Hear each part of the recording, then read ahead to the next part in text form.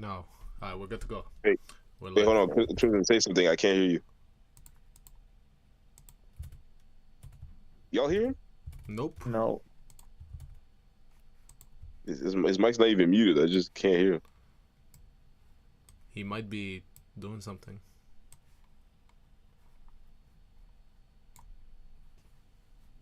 Christian.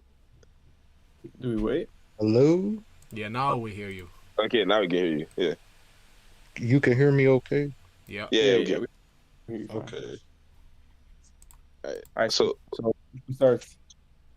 should we establish the ground rules first for this one? Yeah, we should.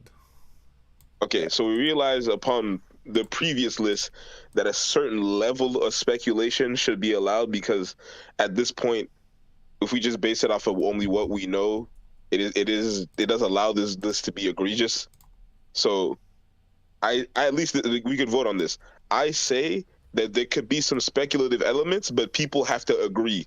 Like we have to all like be like, yeah, okay, you know what I mean? Yeah, No, we get to- majority. Yeah, majority. We have to be in majority agreement of the speculation.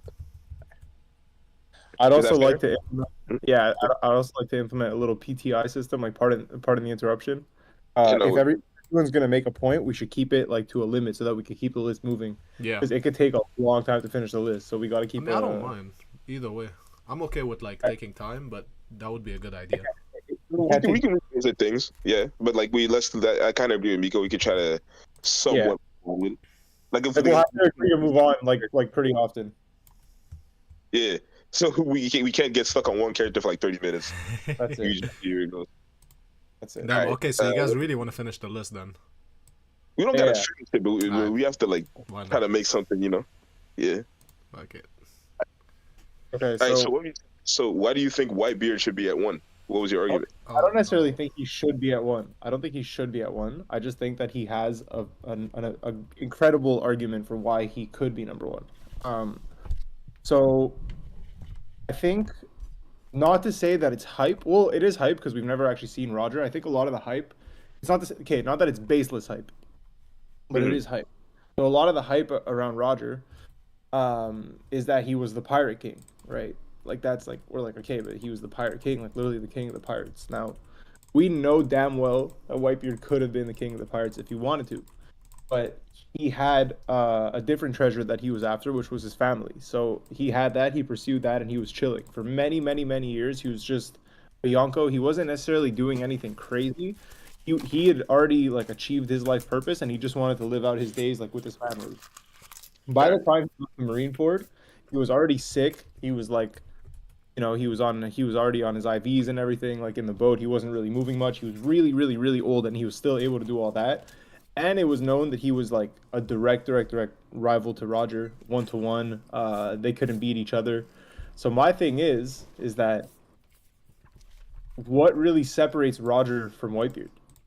And Well, I'd say if Whitebeard had the title of strongest man in the world, then shouldn't we shouldn't we take that literally? Not I necessarily. mean, yes, but he also, I say what Roger has over Whitebeard is also the fact that Roger was able to stave off the Zebek pirates, which he was a part of. Not to say that Garp wasn't there either. Also, we don't really know what happened when they got to that island, because we all know they were just all there. But It is kind of I don't known know. that What? Whitebeard, he did abandon the battle. Whitebeard. Yeah, we know he left or something, but you don't know why. We don't know if he got into a fight with somebody or something was. We don't even know if he got his fruit there by then. There's not enough information to say. But again, if we allow a level of speculation, there might have been maybe a fight or something that may have drifted them apart in that moment. The only interaction we've seen between the both of them again is on Wano when they clash and they split the sky. But in that situation, they both weren't very serious, at least from what I can imagine. Well, Roger looked like he was having more fun than Whitebeard, in my opinion. At least I don't know about y'all. But That comes down to personality more than strength. You don't think? yeah, I think so. I think they're probably on par, but I think again through speculation and assuming, I would assume that Roger, regardless of Whitebeard being technically the strongest man, doesn't necessarily mean the most capable man, especially in One Piece when there's a lot of things that come into factor. I'm assuming You know that bullshit that people be saying about Shanks, like this nigga Roger is probably like a hockey man or some shit, you know? Yeah. Look, No. all I gotta say is, it took Whitebeard 20 years after Roger's death to reach 5 billion. Meanwhile, Roger, he was already 5.6 way back. Way back. True, but bounty systems in One Piece don't necessarily mean how strong you are either. It's kind of like the Yonko system. Like Buggy's a Yonko, that doesn't really mean shit. It's Buggy, you know. So, like the same way that Nico Robin, not to say that she's not dangerous, but her bounty is mainly high because of the information and who and where she's from. Like the fact that she's able to read poneglyphs and all that stuff is mainly as to why her bounty is so high. Usopp's bounty was high only because he was portrayed as like the leader of whatever the fuck happened under Dressrosa and all that bullshit. You know what I mean? Roger was portrayed as like the most dangerous man in the world, and you see that through like how they treated Ace. And not only that, but he was the Pirate King, and Whitebeard was never the Pirate King. So I think bounty is like, and he had the Will of D also, which is a big booster for your bounty. Yeah, that's true. That's true.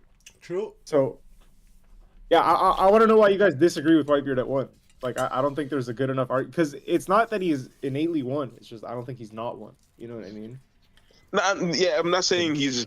I think actually we're technically on the same page on this one. It's just I don't believe that Oda would make it such that a character like Roger would ever have like an equal if it's not like a parallel to him. Because I was talking about this with Christian a couple of days ago, how he believes that Whitebeard is a closer second to Roger than Garp is. In my head, I always thought as Garp as the Navy equivalent of Roger. Roger, yes. Okay. Roger, yeah. No, when it comes to Roger and Garp, I think low-key, I think Garp got that.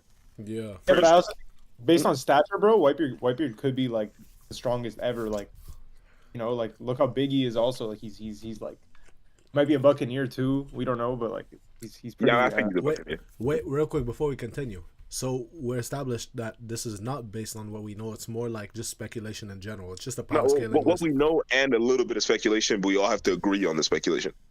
Yeah, like supportive speculation, but like it has to be like based in more than just like I don't know, very loose theory, I guess. Well, since there's speculation in there, should we not be considering other characters like Dragon and Emu and all them? Since we, you know. No. No.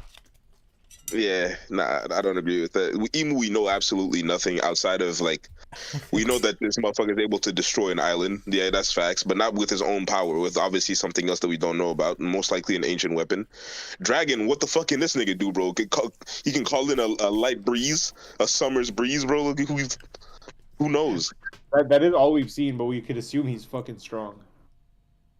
I mean, being the leader of the revolutionaries, yeah, I guess, but this nigga hasn't done shit. Like, if we had to put Dragon in this list, I don't even think he's top 10. Like, actually, nah, I would not put Dragon top 10, bro. Why would you say that? Don't get me wrong, I somewhat agree with you, but what is your reasoning? Because even with speculation, right? What's the biggest theory he has in terms of his power? Like the wind fruit or whatever, like he can control weather. If that is the case, then that would be a pretty OP fruit, but we haven't even seen him display anything crazy. The most we've seen him do is knock Buggy off, right? When he was about to kill Luffy. And then who's Buggy, bro? Buggy's Smoker. Smoker, yeah. Oh, Smoker, yeah. But who's Smoker, bro? He's also the biggest bitch in the Marines, if we're being honest. A lot of niggas my boy like that. Nah, bro. Your boy, yeah, okay, bro. We smoking on Smoker Pack, bro. Let's letting you know. Nobody respects him. Remember when Dofi pulled up on him and he's about to slice that nigga into pieces? Nah, fuck out of here, bro. Bro, he got cut off. He got cut off guard. Smoker isn't even top 50. Damn, come on, bro. Nah. Nah, not. Smoker's not even top 100. Not even top 50. Damn, yo, the disrespect. He's not even top 100. Yo. I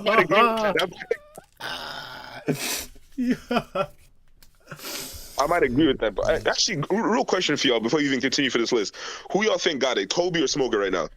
Between the two, if they shot, Kobe. I have to go with Kobe. Kobe, right? Yeah. Yeah. Okay, we all unanimous on that. Okay. All right, but I don't know. Who's in vote of having Roger as number 1? I'll take Roger. I'll put Roger on number 1 personally. Yeah, I'm cool with Roger. So number 2, Whitebeard. What about Zebek though? Yeah, we didn't consider Zebek. We did not consider. Oh, Speculative. Zebek is too because we could consider Zebek on one basis. If we're continuing by saying like the people that they command. So if we're looking at the strength of crew, because Buggy is probably like the most controversial character in terms of that. I would Yeah. not say that Mihawk and Crocodile are on his crew. That's a misunderstanding, and we know that. And Yeah. Buggy never had anybody strong on his crew. Period. Like his crew is always notoriously weak. It's all just NPCs.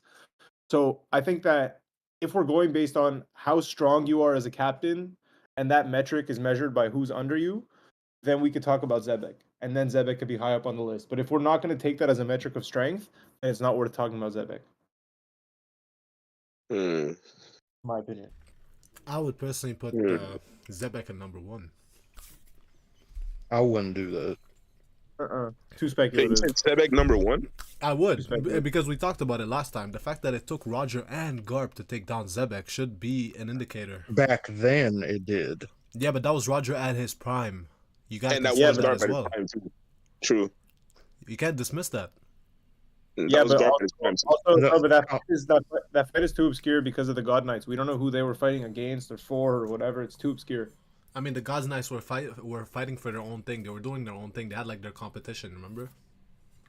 No, Yeah, but they bro, for sure got involved, man. There's no way for that sure. they didn't. Yeah. I'm not saying they didn't get involved, but I don't think, like for sure, Roger and Garp went there to rescue celestial dragons, right? No, Wasn't that the we don't know. case?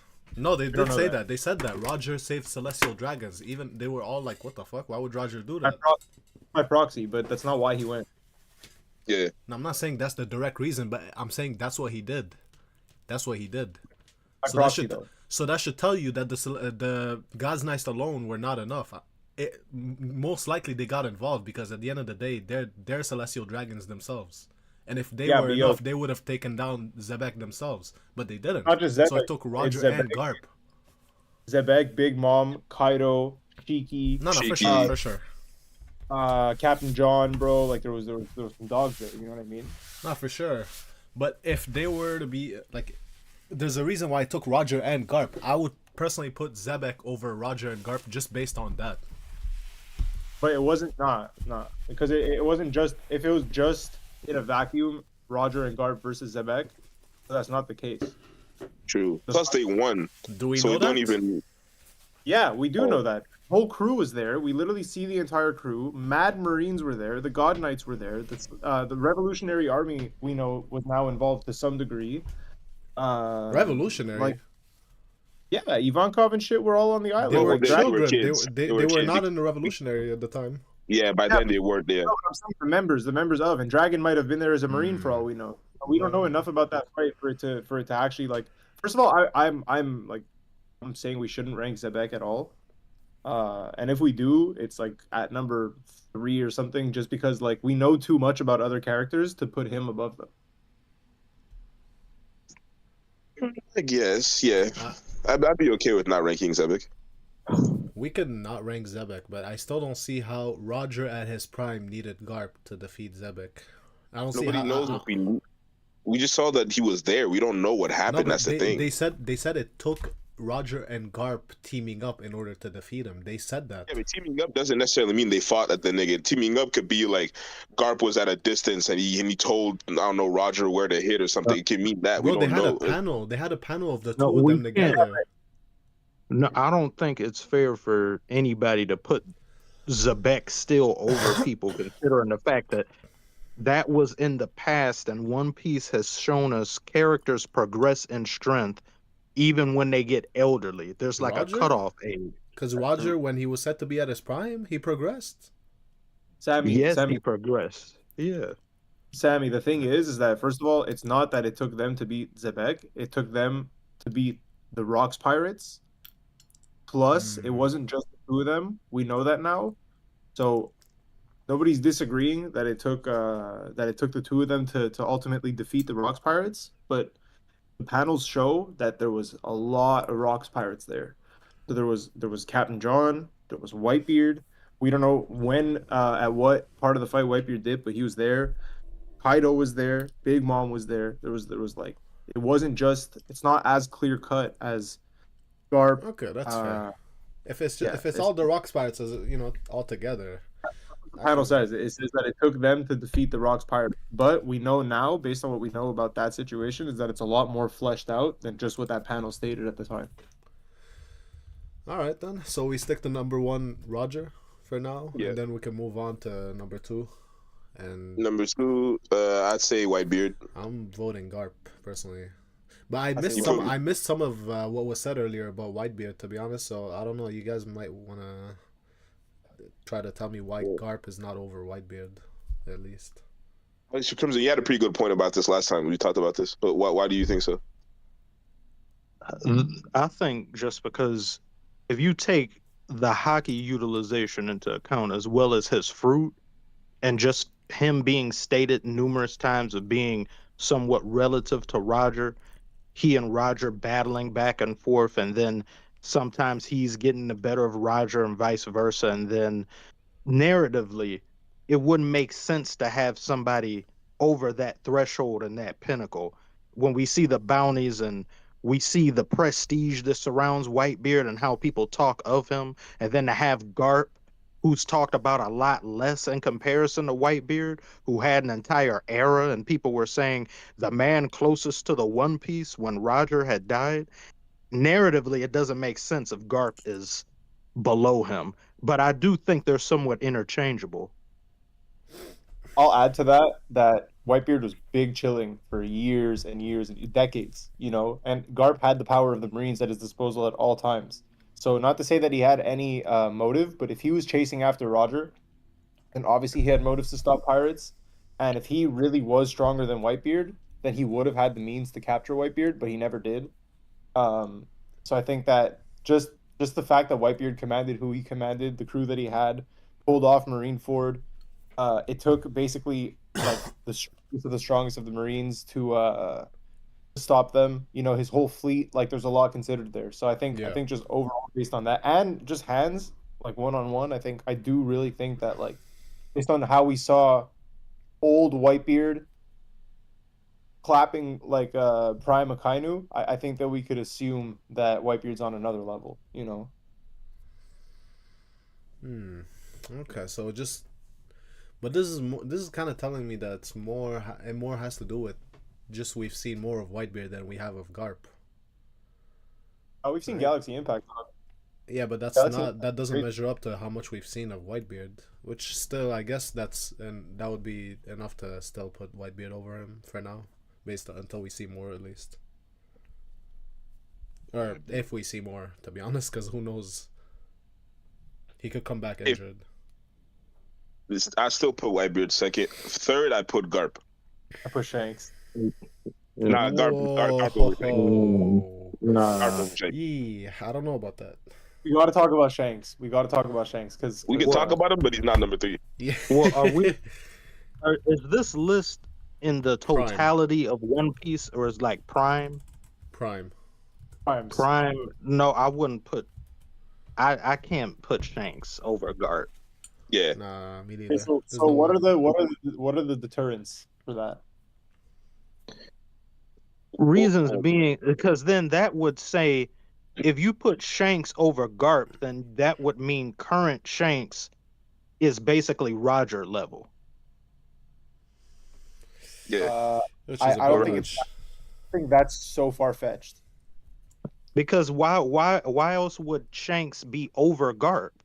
If we're talking primes and we take that into consideration, then if he's over Garp, who was relative to Roger and was stated to have put Roger in a corner numerous times, then Shanks would by definition have to be somewhat relative to Roger. He would basically be Roger in the current One Piece world today, the closest thing to Roger.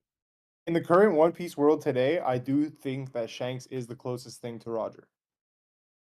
I think I'll also say that hypothetically, let's just say, okay, like I'm gonna trap card really quick and just say that if we were including Zebek in this conversation, ultimately by the end of the story, my prediction, this is just a prediction, is that he will be the strongest and that Luffy will be the most similar to him. So I do think that Shanks, as a parallel to Roger, and Zebek as a parallel to Luffy, not based on their friendship and their relationship and mentor. I'm just saying straight up strength and role in society. I think Roger does equal Shanks, and Luffy will equal Zebek. That's my thought. I don't think Luffy necessarily equals Roger. So that you're saying by the end of the series, Shanks is going to be stronger than Luffy regardless? No. Well, I think that he is stronger than Luffy. I think that's something we could all kind of agree on At the right moment, now. yeah, I would say so. Probably, yeah. Uh, But at the end of the story, though, at the end of the story though, and it's like Naruto, right? Like Naruto, so many things like happened to him, and so many power ups, so much this, so much that like no other character would otherwise get that treatment. You know what I mean? So I think if we're just taking it at face value right now, not looking at the end of the show for what it's going to, because obviously like the whole like One Piece wouldn't exist if Luffy isn't going to be the strongest by the end. That's obvious. Yeah. So it's like Luffy's number one, and then it still remains like a Roger versus whoever. To me, just the feats that Shanks has in his own lifetime are so like insane. Yeah, but If you really like Roger's Garp actually. Roger's, Roger's feats are insane too, but like, and so are Garp's, but like, I don't know, man. Shanks has done shit, bro. Yeah, but I'm not gonna Yeah, hold you. I used to think that too, but I actually realized not too long ago that Garp actually has the best display of hockey we've seen in the entire show so far. I agree. I thought it was Shanks until he hit that galaxy impact and destroyed half an island with one punch. That's actually the greatest feat of hockey. He That wasn't even on the. is- Yeah. He punched the ground from the sky. He was hundreds of feet up, and he destroyed half an island with one punch. And that didn't even take any of his stamina because he was able to fight Kuzan right after. Shanks hasn't done anything relative to that so far. The Wi-Fi hockey thing was pretty dope, can't lie. The divine departure thing also. Apparently, Rogers was better. According to last time I spoke with Crimson about it, he just has like an alternate version of Rogers' divine departure. So right now, bro, I'm gonna have to say Garp, man. yeah, The I thing gotta is, say though, Garp as well. my biggest thing isn't even the Wi-Fi hockey. The thing is because nobody that I've ever spoken to, maybe Christian, because we've never spoken about this. Nobody's ever been able to shake me off this. Kaido, his whole reason for existing is just to find the greatest battle. Otherwise, he'd want to die. Like if he's not fighting the greatest war, he wants to be dead. So Marineford is about to happen, and he's on his way there. We know that. People sometimes like to. Sammy has said this before that maybe he offered him a bunch of alcohol. If if Kaido is who we think he is, and Shanks isn't who we think he is, then there's no way he would have just offered him alcohol and he would have been cool to like go back home. He would have taken the alcohol and then he would have killed Shanks and he would have gone to fight the war. So Shanks has to have enough. Shanks, just his crew, has to have enough, uh, like pull and enough actual strength to be able to tell Kaido, "Go home. You're not fighting this fight. Your literal only reason for being alive, it's not gonna happen today. Go back home." And Kaido was just like, "All right, cool." And then shit's going crazy at Marineford. It's like literally the whole world is changing, scene by scene. Yeah. And Hanks pulls up and he's just like, "All right, guys, like you guys can come fight." He didn't say the war is over. He said you guys could come fight us, and everybody said, "Okay, the war is over." Yeah, but by that time, people were already dead. A lot of them were tired. They've been fighting for hours, bro. Like imagine like you're fighting somebody in the street or something, and you're winning. Like you got jumped, and you're fucking tired. You still got fucked up though, and then you turn around and John Cena's just looking at you, waiting for his turn. Like, you know what I mean? Yeah. Like you're gonna say no, bro. Like, Yeah, You know what I think, that I don't think it boils down to just Shanks offering Kaido some sake or some beer or something from his own thing. I think the only thing that could have deterred Kaido from showing up is if Shanks enticed him with Joy Boy related tales. So imagine if he faces Kaido, who apparently King was coming with him. So it's like both he and King. And he Yeah. says, well, if you show up to Marineford and you do what you want to do, you'll miss out, or that will negatively impact the coming of Joy Boy or something. And then Kaido was like, oh, really? It's like, so you'll get something even better. That thing that once you have been talking about, just because Kaido thought, oh, it could be him, or he said the person who's Joy Boy can beat him.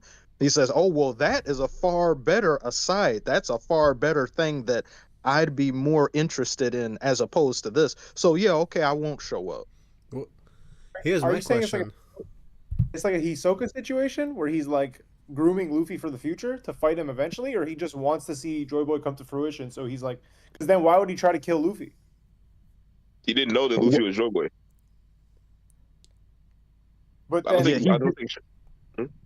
I how don't would think Shanks be Shanks able? told him directly that it was Luffy. He just said that if you do this, it's going to deter what you actually want. And he probably believed Shanks because he was closer to Roger, and he used to believe that Roger was Joy Boy. So he Have a probably hard knows something. Yeah. and that'd be enough to get Kaido like to not go. I think it would have to actually be like a threat. It would have to be like if you're gonna go, and we fight right here, right now. I feel like no matter where the conversation goes, this is still a bit too speculative, and we could just cut it down to a simple question. If Kaido wanted to die a legendary death, and he knew that Shanks was stronger than him, why did he not just pull up on Shanks then? True. True. Which is why I think he had to have enticed him with something like that, some lure, something involving just the inner workings of the story that we don't know. Because I don't see Kaido not showing up or not fighting Shanks right then and there over some sake or anything other than stuff that pertains to things that he has learned throughout his journey and his ascent to become an emperor and something like that's. I know it's speculative, but I think that's a pretty good reasoning for Kaido to not engage in a fight right then and there. And they never say that Shanks did anything like a threat or anything like that. It was just he intercepted him. So he Right. just deterred him. He just went the other way. And then, but Kaido still put Shanks in that silhouette that he had of all the different people. He said people that are on his level or that he considers someone worthy of his fight. He put Shanks up there. So I don't think he would have passed up the chance to fight Shanks there unless Shanks told him some stuff about Joy Boy. And you would be ruining that if you were to come to Marineford. True. Maybe he just, and again, this is speculative, but maybe he just didn't have like we don't know everybody that was with Kaido, so maybe Kaido just knew that he actually stood no chance against Shanks and his crew. Nah, They we know. do, we do, We we do. do. Him and King. It was just him and King. It was just him and King. Yeah, Yeah, he it was was in an King. SBS. They That's said kind of that. that's kind of to my point because then we know for a fact that just Kaido and King, I think we could all agree, would stand no chance against Shanks and his crew. But Of then course not. Yeah. is Kaido doesn't seem to me the type that would back down even with odds like that and not in his favor. Nothing about this situation seems characteristic of Kaido though. So in the same way that we have to speculate about it, I don't think like it still doesn't like shake me from my original thought because it's not enough to it's not like nothing about this is characteristic of Kaido as well. Yeah, actually, it is because Kaido's whole existence was centered around meeting Joy Boy. His whole thing was, I need to fight this dude, and I need to die by his hand. His whole life, he tried to kill himself. He tried to. He was basically bored because he had nothing else to do. He just wanted destruction and war, and he knew that he could probably fall by the hands of somebody as noble. Huh? Didn't he think he was Joy Boy? No, King No, thought he was Joy Boy. King thought he was Joy Boy, but Kaido was like, "Oh, Joy Boy is gonna be the person to take me down." That's his whole thing, and he's been saying that since forever. Basically, he confirmed it when he busted King out of that marine laboratory thing, and then it was cool after. But he was like, "Nah, bro, he's the guy that's gonna take me down." So if you're looking forward to this your whole life, your whole purpose is basically just doing that, and somebody comes to you and is like, "Yo, bro, if you do this, it's gonna deter you from being able to get the death that you want," I would go back and home immediately. It's like what's his name from Spider-Man 2? What's the name? Craven? Yeah. Yeah. Yeah, he's on that Craven energy, bro. Same shit. Listen, if we're going on a respect your elders basis and on what we know to now, then Garp does like have a place above Shanks. My prediction though is end of story. Shanks is going to be above Garp. Because we also don't know everything. We also don't know everything about Shanks. We don't know what he was doing with the Gorosei. We don't know this. Like, we don't know how strong his alleged like family is. You know, there's a lot still like up in the air. So I'm gonna tell you Oh, will exactly. Oh, sorry, go ahead. no, I'm saying Willow D is a thing too. So Garp has that on him. I'm gonna tell you exactly what Shanks was doing with the Gorosei. It's very simple. This man Shanks pulled up to the Gorosei, and he knew Luffy was about to take down Kaido and probably Big Mom. So he knew the whole Emperor shit was about to shift like crazy. The whole Emperor system. So he knew there's gonna be new emperors coming in, probably Luffy and somebody else. So Shanks pulled up to the Gorosei, and he wanted to make sure that it's somebody that was on his side that became an emperor. So he was like, yo Gorosei, y'all gotta watch out for this pirate Buggy. I'm telling you, he set up Buggy to become an emperor. He told Where are the you getting this, bro? Gorosei. No, bro, I'm telling you, he told the Gorosei about Buggy, and that's why Buggy became an emperor. Gorosei don't decide the emperors, bro. No, I know, but yeah. I know, but they have like an influence, you know, like they at least help, like, you know, with the bounties and all that. Hold on. Because Why would Buggy's bounty is now like over 3 billion, and Emperors it's is the terrible. government that decides that shit. And based on that, Big News Morgans calls out the emperors. Okay, but again, what does the Gorosei get by paying attention to Buggy? They know that he isn't shit. No, I they don't don't know understand that. why If Shanks pulls up to them and says, "Yo, you gotta watch out for this man Buggy," they're gonna start watching out for him, and they're gonna boost his bounty. So he went all the way to the Gorosei just to hype his mans up? Yeah, I I'm can- telling you. What Sammy said right here, I can see a lot of story potential in it. That connection between Shanks and Buggy, as well as it being Shanks, the world balancer Shanks that we've seen up until this point, who he seems to only intervene when things are starting to go into tumultuous territory. So if that meant giving Luffy more of a cushion or less eyes on him at the moment, I could kind of see him going there and bigging up Buggy, and then they're focused on what's going over there. And then by the time they do realize Luffy's importance, like they did while he was fighting Kaido, it's already too late. And then you see them as well giving Luffy the same bounty as Law and Kid, because they don't want the people to know just how important this person could possibly be, as well as they tried to take the D initial out of his name, or they had told Big News Morgans to do that, but he didn't listen. So I can see that. It would be a little bit disappointing if it was that, because there's a lot of people who want to know, they think that it's something far more to what Shanks was saying. And if it is Buggy, then it'll just be like a joke, but then it would be disappointing. That pissed me off personally. Yeah. Bro, Shanks. That's the future that Sammy wants, though. Who do you think? Shanks has been like on a pilgrimage warning people about Blackbeard. Like he's actually going around like the world warning people about Blackbeard. We saw him do it. He was doing investigative work with Whitebeard. I think it's pretty obvious that he was warning them about Blackbeard. My like far out there like super reach theory is that he was warning them about Caribou just because of everything that Caribou knows. But how would Shanks know that he knows that? How would Shanks know what Caribou knows? That's why I said it's a super reach theory. I think the only clear cut theory is Blackbeard. I think it's he was warning him about Blackbeard. Shanks knows what Blackbeard is up to. Shanks is aware of maybe so just like how Blackbeard the government already knows about Blackbeard. Why would he go all the way to Marie-Joie to warn them about somebody? He probably knows more. He probably knows more about Blackbeard than the government knows, because he had first-hand experience with him. Yeah, but then why would Oda censor that part and just skip ahead and not show us who he's talking about?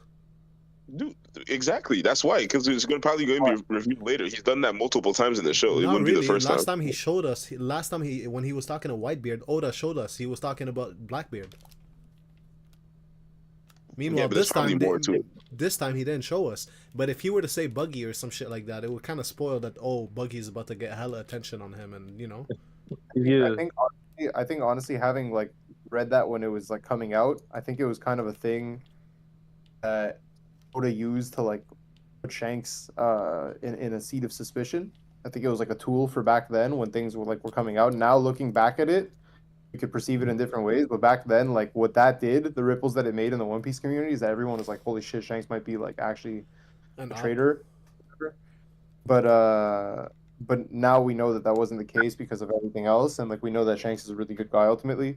So I think it's been cleared up, and it's like that thing like fizzled out. Its goal was achieved, but now it's pretty obvious to me that it's Blackbeard. I think it would the most obvious choice as Blackbeard, but due to how Oda writes and how he does twists, most of the time, whatever people think is the case is seldom that. Like it's rarely actually what everyone thinks it is. So if it would be too easy, it wouldn't be surprising if it was Blackbeard because everyone kind of thinks so. And any man who eats 2 devil fruits, I don't think there's no way they don't do their due diligence in regards to that person. Oh, look, he ate 2 devil fruits. How did he do that? Oh, what we need Shanks to come all the way over here, like temporarily. He could potentially jeopardize just his standing or make the government look bad, being seen talking to the emperor, just to say, oh yeah, Blackbeard. And it's like, oh yeah, I mean, we know he ate 2 fruits.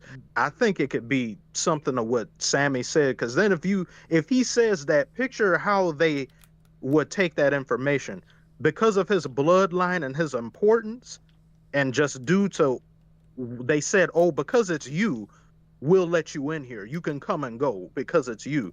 If he bigs up Buggy to them, they go and start telling some other people who are in and around Mary Joy, and then they tell some Navy officials that. So then they say, oh, you're going to want to keep a closer eye on that because our guy just said something's with him. Because I don't think Buggy becomes an emperor just with Mihawk and Crocodile. Oh, no, that Mihawk happened not. later, I think. Yeah, I know. That's why. I think it all was a domino effect leading up to that. Because it's the importance of what Buggy would represent to what Shanks tells them, as well as just who falls under Buggy. I don't think Crocodile being that person, as well as Mihawk, is enough to just catapult him to Emperor status, unless he's also given a cosign from Shanks too. Just like how, who was it Well, that in the news? There was a news thing that they said too that who was it? Like Luffy. They were talking about how, oh yeah, that's his brother. Like Buggy at Marineford, for example, he had way more play and more interest from people just because he was on Roger's crew, but that and just exactly. because, Streaming the war. But exactly, that's what I'm saying. Like, wouldn't that be the catalyst for his newly found emperorship? yeah, like Shanks emphasizes that to them, and then he may tell them some other stuff.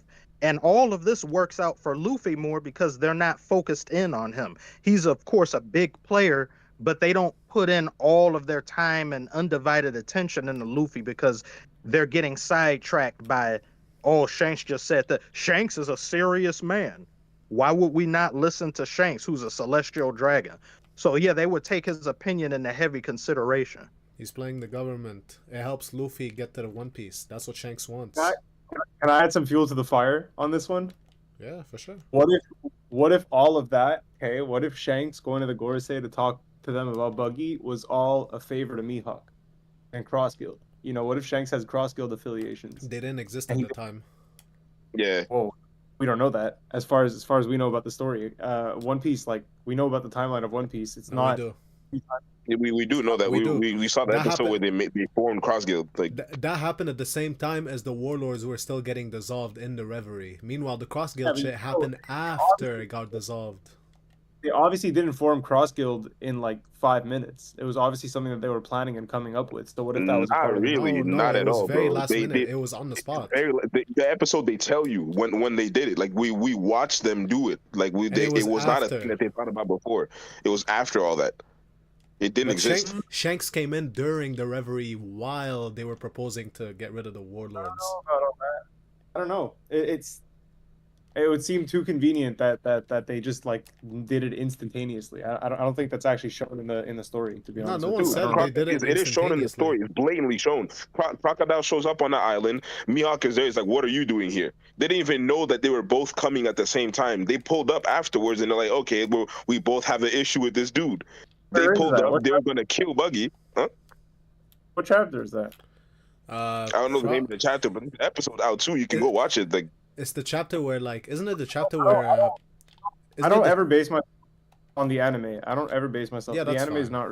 No, that's fair. But it's the same But thing on the chapter too. If it's you want to go check in the the chapter. chapter too. It's like that, isn't it? The chapter where Crocodile pulls up on Buggy because like, oh, he's Yeah. like, oh, you owe me money or some shit like that. Exactly. It was all about money. It was never about cross guild. They never thought about that even once. They only thought about it because like, okay, we can get away with a lot of shit since this dude is a Yonko. He at least has a position where like his name means something because he's if you're like a warlord of the sea, nobody's gonna come and fuck with you deliberately. So if we work under you or pretend like we're working under you, our organization seems a lot more powerful, and maybe other people want to join too.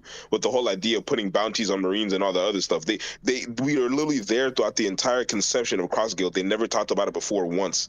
Yep. That is when they did it. If anything, it's low-key Buggy's workers that caused cross guild. It's not even. Yeah, And a little reminder, we got way off topic too. Oh, that's Oh, yeah, fine. true. That's fine. Honestly, I Yeah, don't so- even mind. As long as it's Garp at interesting. 3, right?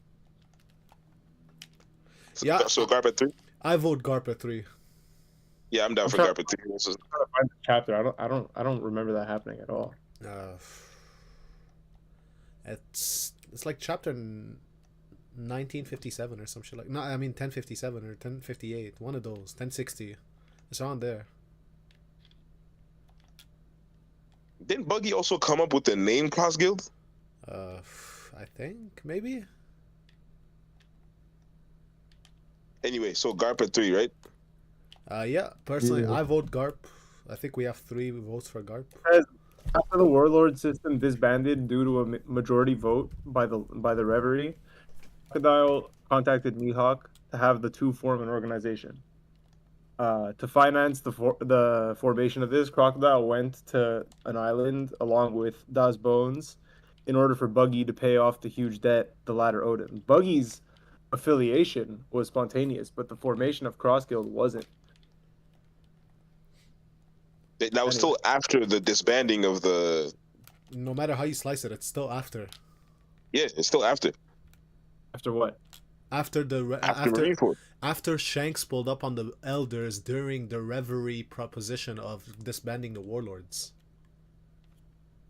So no matter how you slice it, Shanks proposing to like watch out for Buggy happened before, and then Buggy's bounty went up afterwards. All right. Anyway, let's get back to the list. Doesn't make a difference. So Garp at 3. Damn, see this again. How do y'all feel about Shanks as number 4?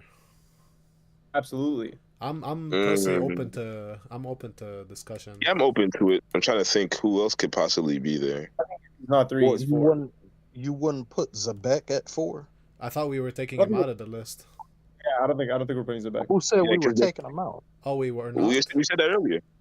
Yeah, we said We that. can't I really didn't say that. I said take him out of 1, 2, and 3 position. I didn't think like taking him off completely. Yeah, Might as because well we start know at this literally point. nothing about it. We don't know his powers. We don't know what he can do. We don't know, like, we have no measurement of strength.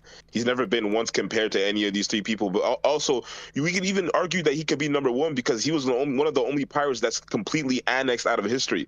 When they had that meeting with the other Marines and they talked about the highest bounties and stuff, they only talked about Zebek to the select few people who were in that room. He's completely erased from history. So we could, from all we know, he could be the strongest nigga to ever live. So there's too much speculation, I think, to put him on the list. I On the guess list, he's number 1.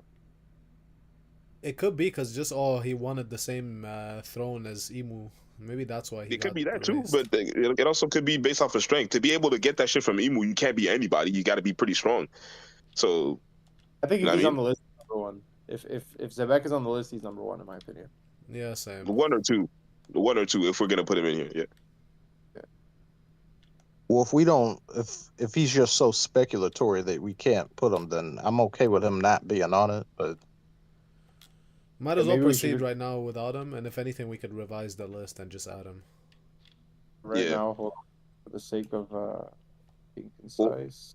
So number 4, Well, actually- who else do y'all Well, actually, have? no. We should actually get this out the way now, because if we're gonna revise it, we're gonna have to put him. Like, I vote we keep him out. Yeah. okay, that's one. Keep him out. Okay, I can. I'm down to vote to keep him out too. Okay. but then okay, if he's out, then Dragon is definitely out. Oh, Yeah, forget Dragon. Dragon. There's no Dragon, Dragon. Yeah, Dragon. Reconcile. He was in nigga, not even top 20 to be. The list is full. Get out. Yeah, fuck out of here. Go to another show, bro. Go to Naruto. Alright, so who's for So for number 4, beating Shanks? Who's beating Shanks, basically? Yeah, Shanks will go for it. how we feeling about Rayleigh? I don't think he could, but like how we feeling about him? yeah, that's No, no. you think I, so? Yeah, remember, I'm down for Shanks. I saw the previous list on there too. They had Rayleigh over Big Mom. That is blasphemous. Really? Again, speculative list. This is just based off of what we knew. No, the other one was based on what we knew, only strictly. Well, sorry, what we knew. Yeah, sorry. So yeah, this one has room for speculation. So yeah, Rayleigh wouldn't be over Big Mom. I just want to say one thing about Big Mom. Let us not forget that Jinbei literally fucking shoulder through her like she was nothing, bro. Like it was actually he low diffed her. No. What? I'm sorry. No, Huh? no. You're bugging out. You're Wait bugging a out. minute. That's the most egregious thing you said all night, bro. Wait a minute. That's crazy. Bro, do you not remember it? Did I just hear Miko say Jinbei low diff Big Mom? The way he got rid of her? The way he didn't defeat her, but the way he got rid of her is, in my opinion, Oda has used Jinbei multiple times to power scale Big Mom. Wait, wasn't that in the water? No, it wasn't. He just completely like flipped her over his shoulder like it was nothing. And then Robin helps him to like make her roll away, but the flip is all him. I guess Frankie low diffed her as well. Well, Nami no diffed her. Yeah, by that logic. Hey, but all that to say is that all of that is used. That's all to my point. All of that is used to scale Big Mom. You know what I mean? Look at everything Big that Mom Kaido. is nah. To me, Big Mom is directly underneath Kaido, if anything. She's strong, but I don't think she's above Rayleigh. I don't think there's anything that tells us that she's above Rayleigh. I don't think Big Mom should even be mentioned right now, to be honest with you. Chill out, bro. The problem with Big Mom is that she's just such an LOL random clumsy character. Yeah. Like she's overpowered, but then she's unserious. And just seeing her, how she was in Wano, like rolling off something, falling off something, and then Kaido was like, Lin, you've become an invalid. Yeah, she's just like always running around looking for food and shit. I don't know. She just like doesn't strike me as like that big of a threat. She's kind of like Okay. Well, wait. Nah, Here's how you can answer this. Is Blackbeard stronger than Big Mom? Yeah. That's kind of speculative. I don't know how to feel about this. Absolutely. I'd say so. Okay, if Blackbeard are stronger than Big Mom, then Rayleigh expressly said he can't beat today's Blackbeard. Wait, before that, Blackbeard is stronger than Rayleigh. Current Blackbeard, do y'all think is gonna get stronger than this? Do y'all think he's gonna have a third devil fruit or something like that? So 100% for sure. So what we're saying is that current Blackbeard can beat Big Mom? Yeah, in my opinion, yes. Yeah.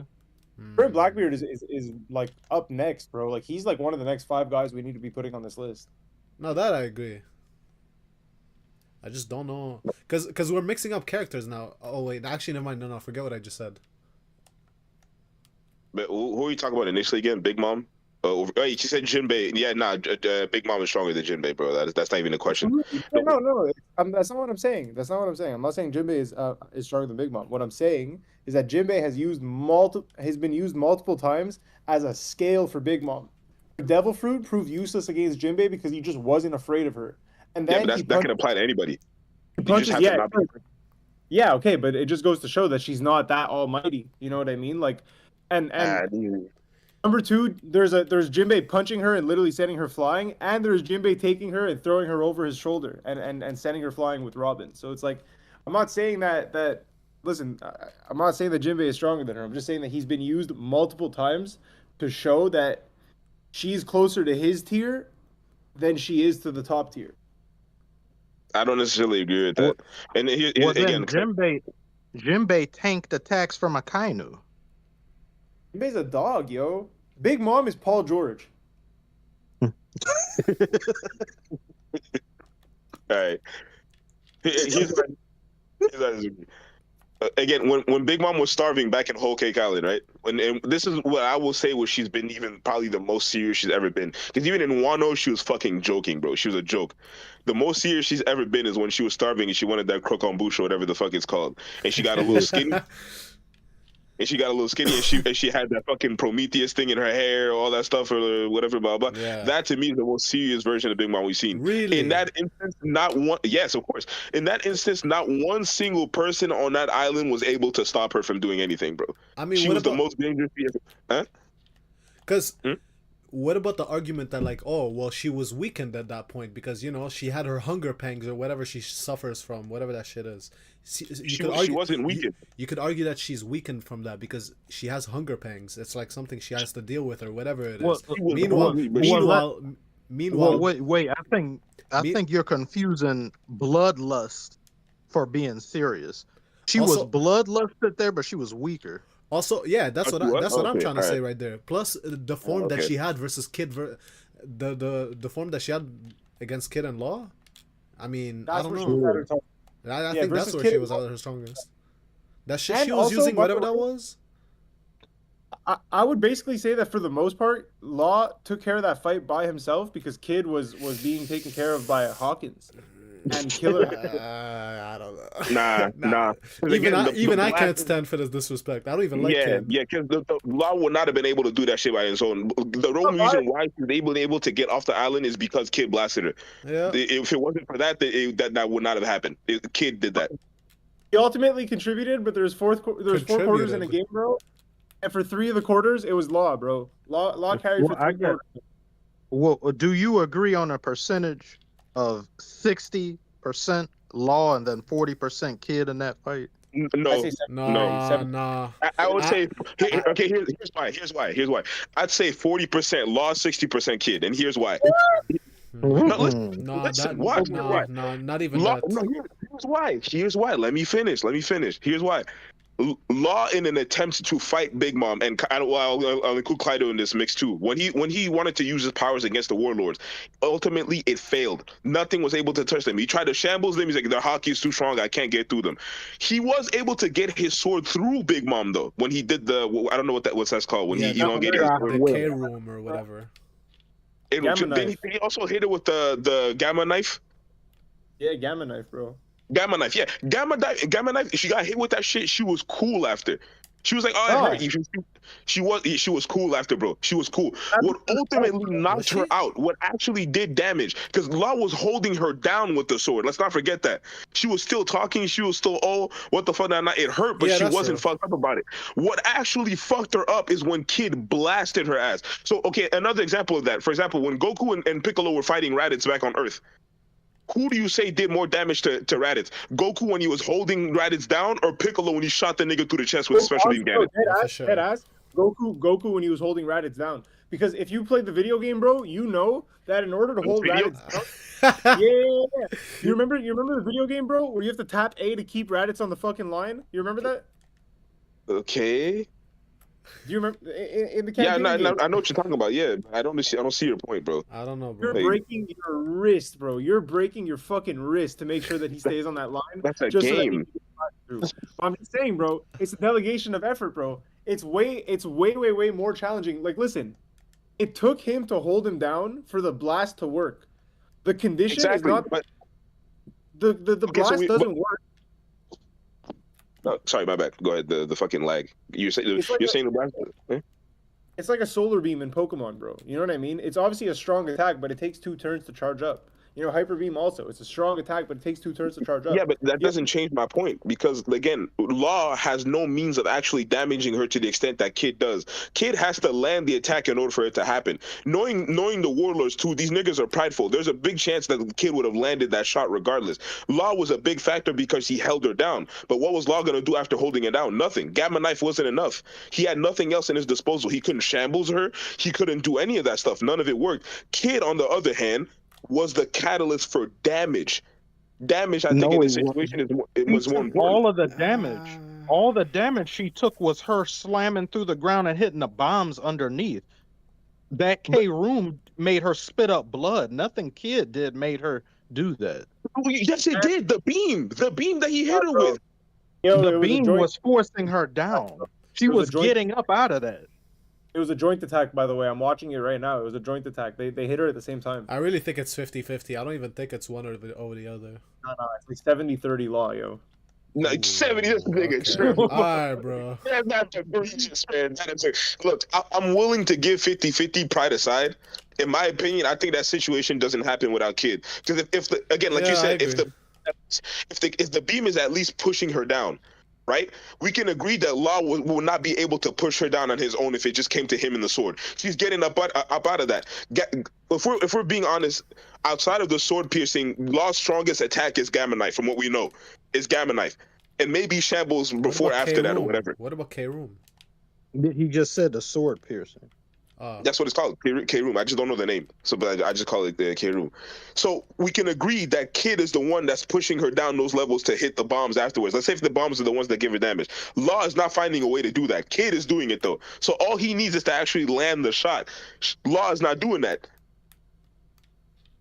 If he lands the shot, he's able to put her in that position. Law is not.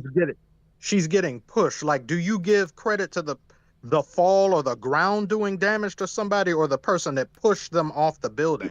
Yeah, you got pushed off the building, but you're still alive. She hit the bombs underneath, and then she got knocked out. No, granted, that's luck. Okay, so in that case, if we're separating this, it's in 2/3. Sorry, in 3/3. 1/3 the bomb, 1/3 the Law, 1/3 Kid. Come on, bro. A pie chart, yo. Yeah, I would agree with that.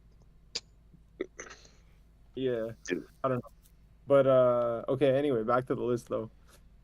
Yeah, so Shanks 4. We all cool on that? Yeah, Shanks 4. I don't have anybody that would put over him personally.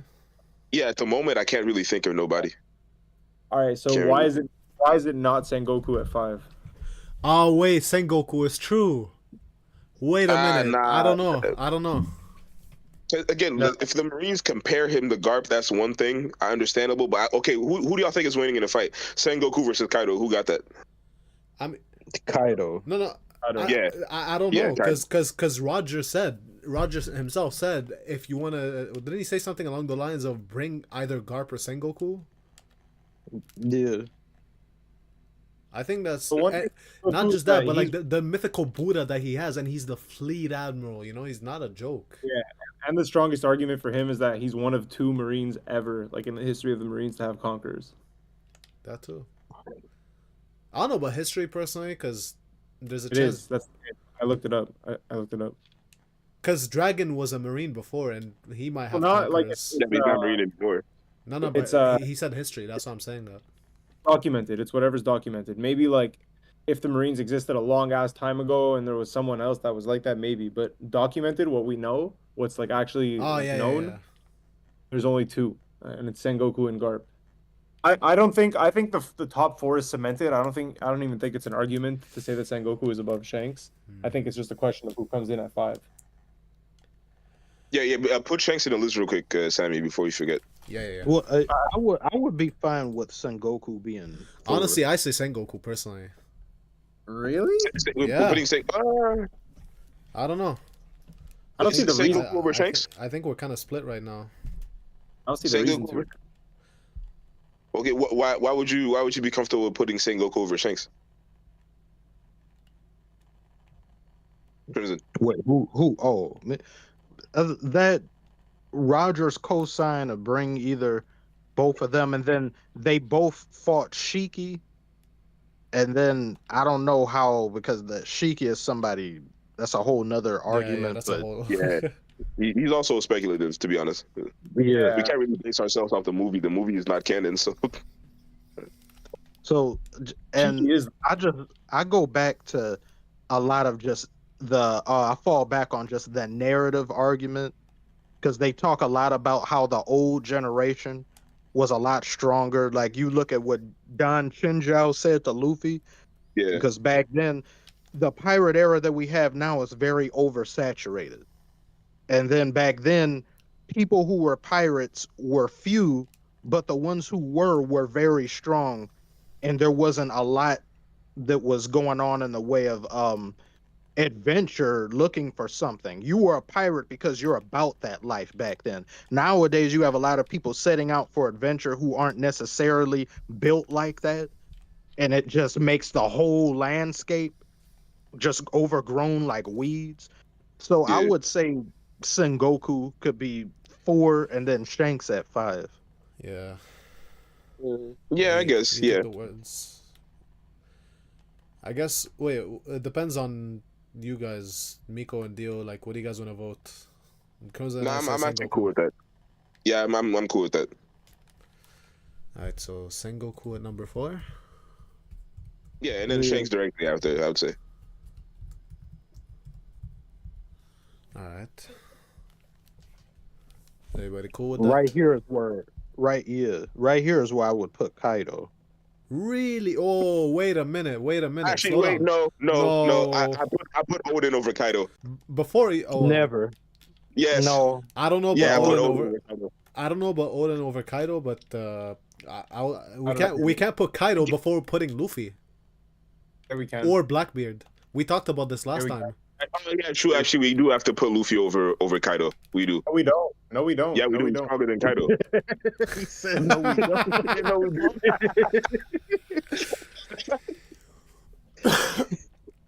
There's just no reason for that. Yeah, He's this stronger than Kaido. All right then. see he I guess we're putting Kaido. Miko wasn't there for that long debate we had I told months him about ago. it. I told him about it. And a lot of it, it's like at the end of that debate, we kind of, both Dio and I came to a consensus that there's a lot of things that he said right and that I said right, but then I thought we it was me. ultimately fell. What? Wasn't the What? debate No, with you weren't me? even in that. It was me and Crimson. I brought up. I'm the one who said Luffy. Anyway, it doesn't matter who's having the debate. What's the point, Crimson?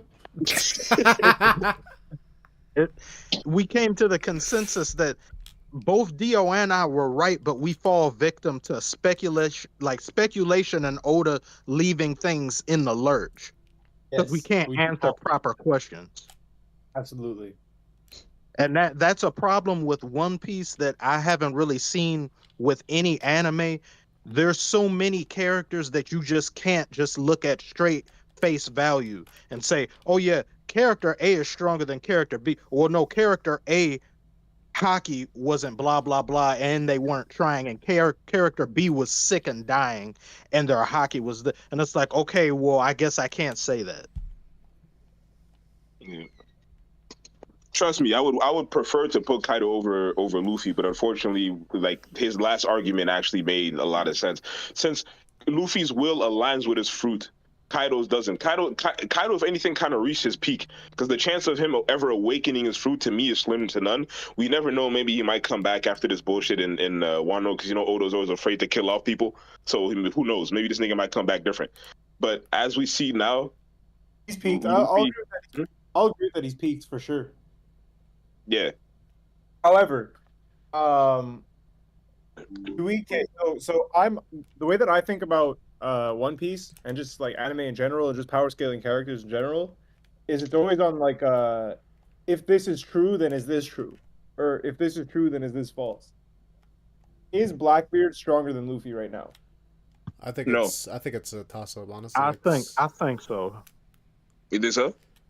I don't think so. The only reason, because it's Blackbeard is a bad matchup for pretty much every emperor that I would say outside of Shanks. Oh yeah, true, And- true.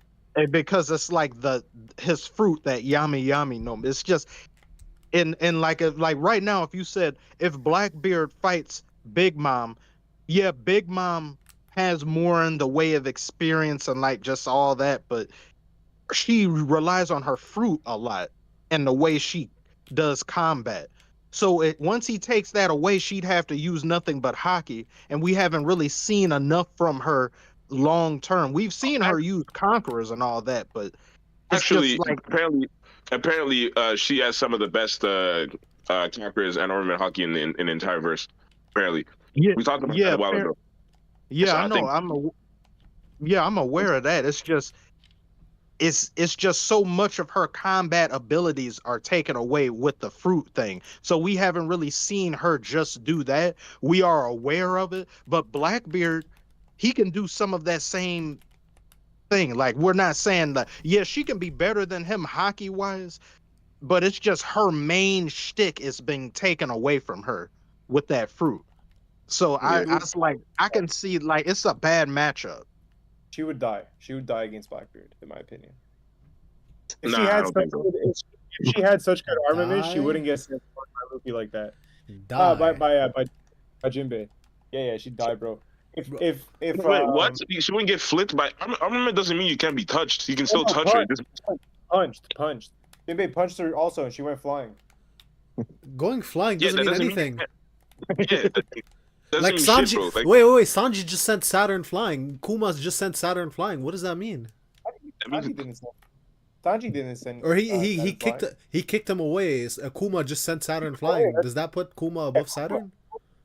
We don't. It doesn't put him above him, but it puts Kuma pretty high up. That's a big part of the debate. We have to wait and see where Kuma is. We have to wait and see if Kuma. Yo, if Kuma can. That still is use a fair Converse, point. I will say. There's a lot to talk about. There's a lot to talk about. You know, like Kuma's a Buccaneer. He could be Whitebeard tier, bro. We don't know. All I'm saying, bro, The is only that reason- I don't think that's enough to just say Jinbei is.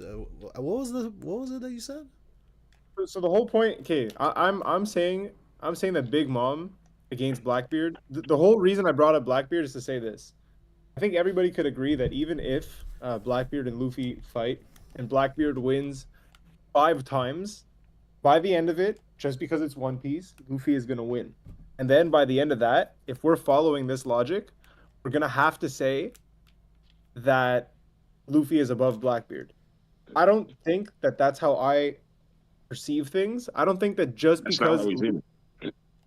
I don't think that just because Luffy ended up victorious against Kaido, it means that Luffy is now stronger than Kaido. I am of the school of thought that if they were to both fight at full strength right now, Kaido would at least knock him out first. Like it's not like Luffy would just get him round 1. Like it took 4 rounds, and then Luffy, as we looked up last time, died, and then came back to life because of his fruit. Mind you, now he has his Gear 5 awakening, whatever. But I think Kaido would still knock him out at least once or twice. I don't see that happening anymore. The Gear 5 is actually the main catalyst to that argument because, mind you, I was very much in favor of Kaido winning in that argument. I believe personally that Kaido will be the one to actually come out of it. The problem with Gear 5 is once that happens, he's damn near untouchable. And we've seen Kaido at its peak. And granted, again, this is a Kaido that was in fact fatigued, that received a certain level of, well, mainly again, the damage was Luffy, so the rest was not very much like. Yeah, the great majority of the damage was Luffy, so it's whatever. But he was holding up Onigashima for a while, which does take away from stamina. I'm saying Kaido at full strength, fully rested, and all that shit against a Luffy at full strength, fully rested. The only way that Kaido will be able to beat Luffy is the minute that he comes out of Gear 5. But within that span of time, I think Luffy has more than enough in his arsenal to unfortunately take care of Kaido. It would all depend on Luffy's stamina, though. And on top of that, since he is in correlation with his fruit, and his will continues with his fruit, that means that every time Luffy gets knocked out, he comes up even stronger than he was previously. Every time he gets knocked out. He is a Zoan. That's the things with Zoan. The only thing that's unfortunate about Kaido is he's already reached his peak. So he can't get any stronger. So regardless of that, and then this is nothing to do with like the One Piece narrative itself. I'm going by the law of Zoan fruit specifically. I don't see how Luffy right now against a Kaido right now it will result to Kaido winning. I don't see that at all. That's because you're going by the laws of smoking dick. I just told you that's the laws of the fruit, bro. I'm kidding. I agree with you. So is Luffy at 5? I don't know if it's. No. Shanks is 5. I think we should slow down. Oh, wait, yeah. Shanks is 5, but we still got to put Blackbeard. Wait, before we even put Blackbeard, y'all were talking about Big Mom. If Big Mom. I put her directly under Kaido, wherever Kaido lies. Okay. But let me put either Blackbeard or Shanks, I'm assuming, is who we're scaling now. Yeah. So if I'd say we can put Blackbeard at 6 and Luffy maybe 7, right? How do y'all feel about this? Because I think Luffy is stronger right now. but it's too speculative. Who's stronger than Blackbeard? Stronger Yeah. than who? I think Luffy is stronger than Blackbeard right now, but Blackbeard is gonna get stronger. I think Blackbeard is gonna get a third fruit, and then he's gonna get stronger. But at the same time, Okay, it's too speculative to even, you know. But then we Say hello to Jonathan. Oh, yeah. Est-ce qu'on m'entend? Oh. Yep. Yo, Oh, what's up? What's up, bro? I'm listening, man. But y'all niggas tripping, man. Real. Eh? Gap is in over Shanks. Y'all crazy? Yeah, bro. Yes, bro. What? Yes. Oh. Y'all crazy. Come on, man. How? Explain how. You just said at some point that Kaido a atteint son pic. And I'm like, okay, if Kaido a atteint son pic, Gap and Sengoku, they've been washed, like, it's been like a long time. Like, they Non, en termes de son fruit, en termes de son devil fruit, parce que son will est pas en corrélation avec le fruit, genre. oh, Oui, mais Gap et Sengoku sont top. Yo, we gotta stick to one language, guys. Oh, yeah. Fuck. Yeah. This is my bad. I forgot. Hey, shit, I gotta work. Okay, all right. Yeah. But yeah, Garp and Sengoku, I don't know. Over Shanks, For me- yeah, bro. Come on. Over Shanks. Because Yeah. Shanks, Bro, wait. Tell Shanks them is too. big We're right now. talking about Prime. Yeah, Prime Okay, everybody. Everybody's okay, Prime. everyone is prime. Yes. Yeah, everybody in their prime. Oh, okay. I didn't know. Okay. Yeah. Right now, that would be crazy if we put them Okay, there. okay. Right now, yeah. Okay. I didn't say shit. No, don't worry about it. Okay. Don't worry about it. But now for number 6, Blackbeard. we're mainly talking about what? Does anybody else have another contender I other than put Blackbeard Blackbeard. and Luffy? I put Blackbeard. Blackbeard. How do y'all feel, Blackbeard versus Luffy? Hey. Who do y'all wanna, you know? Who'd Blackbeard. win? Right now, no brainer Blackbeard. Hold on. I think it comes down I'm to voting hockey, bro. Luffy. I'm voting Luffy. Yeah, I think you know what, bro? I might be Luffy too, because I think it comes down to hockey at the end of it. As much as the Yami Yami no Mi could take effect, I think right now Luffy has probably a better grasp and understanding of hockey and mastery of hockey than Blackbeard has right now. He's super reliant on his fruits. The only time we've seen this nigga use hockey, I think, is when he was fighting Rayleigh, right? Bro, yeah, I get the feeling- Seraphim. Yeah, the Seraphim. That's the I get the only time feeling- we ever seen a nigga use. The reason why this is so difficult is because, well, for me anyway, is when I think of when Shanks was talking to Whitebeard and he said how Blackbeard gave him those scars, and how he said I wasn't careless, and I wasn't like he was in full just resoluteness and like who was in front of him and fighting, and Blackbeard did that to him. So it's like I don't know how there's something about Blackbeard that we haven't seen yet. So I just can't. Yeah, and I just can't really like if Luffy and him were to fight right now, I don't think Luffy would beat him. Like if you can scar Shanks like that, Yep. while Bro, he's trying wait. on guard- I'm sorry. The Sea King, that little stupid sea monster creature from Chapter 1, Episode 1, ate Shanks' We know arm. he did that on purpose, man. Come on. We don't know We that. know We that. don't know that. No, we don't. That's speculative also. Bro, if the Sea King, Okay, if the I'll agree Sea with you King, that you can say it's speculative, bro. But let's be honest. From everything we've seen Shanks do up until now, do you sincerely believe that him around that time willingly fought a Sea King and lost? Like you sincerely believe that? No. all I'm saying is that we gotta take that into consideration as well. As stupid as it is, you gotta Bro, you Sammy, can't just Sammy, pick and Sammy, choose. Sammy, Because no, Sammy, wait. you're Let me the finish. Howard Let me finish. Stern Let me finish. of Let me One Piece, finish. bro. Let me You're the finish. Howard Stern of One Piece, Let me bro. finish. Yeah, Let you're me Howard Stern of finish. One Piece. Please let me finish. Please let me The finish. Howard Stern of One Piece. Please bro. let me finish. Joe Rogan, bro. Because if we start picking and choosing right now, look, I understand what you guys mean, but if we start picking and choosing right now, then that's not. We're just gonna. We can do that later on. We could keep picking and choosing for other characters. Where do we draw the line? We can't pick and choose now because otherwise we're gonna have to pick and choose later on for other characters. Otherwise we're gonna have to go back to the other characters that we already ranked number 1 to 5. We can pick and choose. We can't do that that. bitch Shanks' arm off at number 5. But it's not because the Sea King bite his arms that mean that he lost. We're ranking No, we're ranking the I know Sea what King. you mean. All I'm saying is that we can't pick and choose. We got to take everything into consideration. Then why did you bring that up? What, Yeah.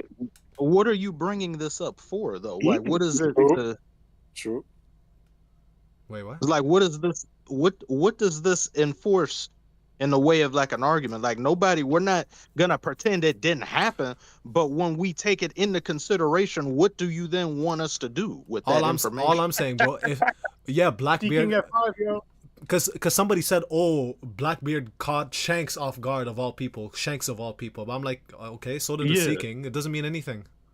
You didn't catch him off guard. No, don't do, that. You can't use that like that. Why? Why? No, you can't do, because when One Piece was originally made in the beginning, I'm pretty sure Oda, like, you had heard tales of Oda wanting the show to basically be like in that pre-time skip thing. It was supposed to be over quicker. The emperors were supposed to be introduced quicker and all that. That was a different time of thinking when he did that. No, I agree. When he expressly had Shanks talk to Whitebeard, making emphasis of Blackbeard's importance to the story and how dangerous he is, that's to tell you Blackbeard is being set up to be far greater of a threat than what we clearly see him to be currently. So if you put him on the same level as a Sea King, you're devaluing the narrative. No, wait. I'll be right back. That's I'm gonna ask Tyrone to pull up. I'll be right back. Hold on. Right. That's not what I'm saying, Crimson. That's not what I'm saying. I agree King with had you. conquered I all. actually agree with you. Don't get me wrong. All I'm saying is that if we start picking and choosing now, like, where do we draw the line? That's all I'm saying. We have to take the story for as it is, what it Sea is, King as is it far below is. the line, bro. The Sea King Ah. is way down, far below the line. It's not Yeah, even. definitely. It's not even close to the line, bro. It's far away from the line. Yeah, definitely. No, I agree with you on what you're saying, Salmon. Like, yeah, we can't pick and choose and do all that, because then we'll be doing that for some other characters. It's just the two events in question are way differing in terms of importance to the story and what isn't.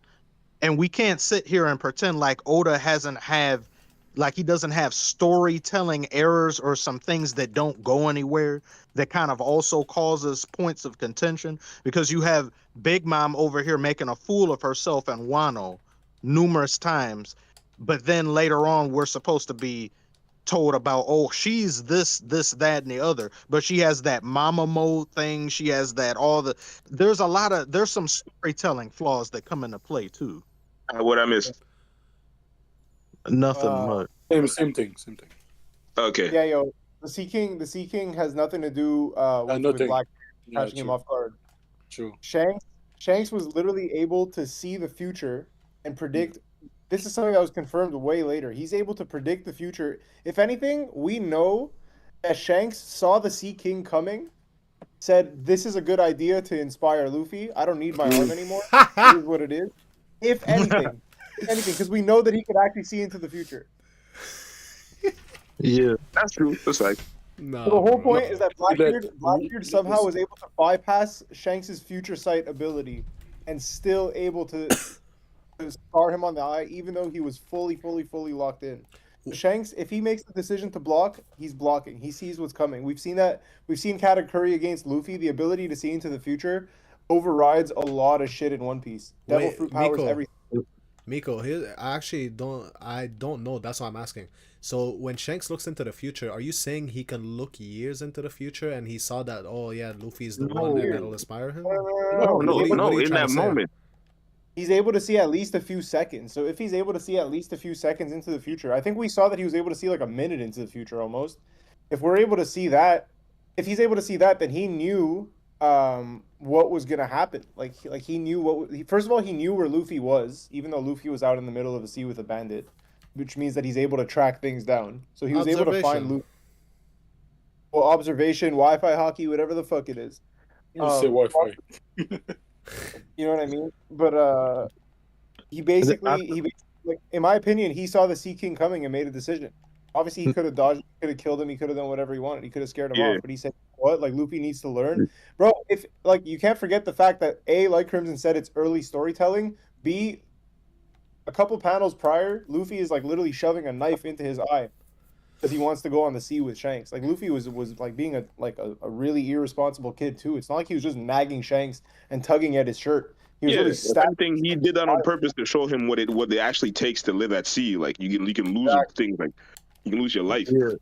He And needs it's a to see test that. of his strength that he doesn't even need his fucking arm to still be him. You know, but even though like he was fighting Blackbeard and he was fully on guard, like Crimson said, he was fully on guard, and somehow Blackbeard still managed to get to him and scar his eye, which is insane. Yeah, that's But fair. to say, I agree. Luffy would beat Blackbeard in a fight if they were to fight. It's just he would get knocked out at least once or twice before, like just like he did against Crocodile, just like he did against Kaido. So that to say, right now, if they were to fight, Blackbeard would win round 1, no brainer. Now we gotta establish a rule, at least based on this dumb seeking thing. If it were to come to a point where we have to pick and choose things with other characters in the future, we have to establish that. Let's put it up to a vote. That way we can, because we can't just pick and choose unless we at least put it up to a vote and then establish like, okay, yeah, this is clearly. Fine. Like I feel like this is the only way we could get around it, because there isn't many things like that. There isn't anything to get around with right here. This isn't picking and choosing. You have Oda himself through a character giving importance to another. The Sea King incident has no bearing on the final stages of the story. Blackbeard does. If somebody looks at both events in question, you could see they're telling you expressly this character is meant to be one of the final things, if not the final villain, and his importance overall to not only the main character, but how he affects the world around him. The two incidents cannot be compared. They aren't equivalent. They're in no way, shape, or form comparable. Look, obviously I'm not taking away from Blackbeard and saying, oh, well, the Sea King said the same thing. Like I said it, but really, I just want to make a point that like we can't just pick and choose. But this isn't picking and choosing. It's not picking and choosing. So you just maybe. So you're just saying that? Are we saying that the Sea King is stronger than Blackbeard? No, for sure not. But I think it's a. What was the point of bringing it up? I don't know. I think that was. Let's move on, bro. I think that was on. Yeah. Let's move on, bro. All right. So what we got? We putting Luffy over Blackbeard or Blackbeard over Luffy? Don't y'all put Akainu? Nah. Wait. Actually, yeah. Wait, there's Akainu, Kizaru. They don't have those guys for real though. They don't have conquerors, and that matters. Yeah, that does matter. Can't lie. Both. If anybody would go next, I could see Akainu. But yeah. Because remember he was like when he had Bonnie captured, he was like, oh, does the Navy have a ship for us? Yeah, but I don't think they're gonna give it to us. Why? It's like Akainu's on. He's like, oh, I don't need that right now. Okay, and Mihawk. Yeah. Yeah.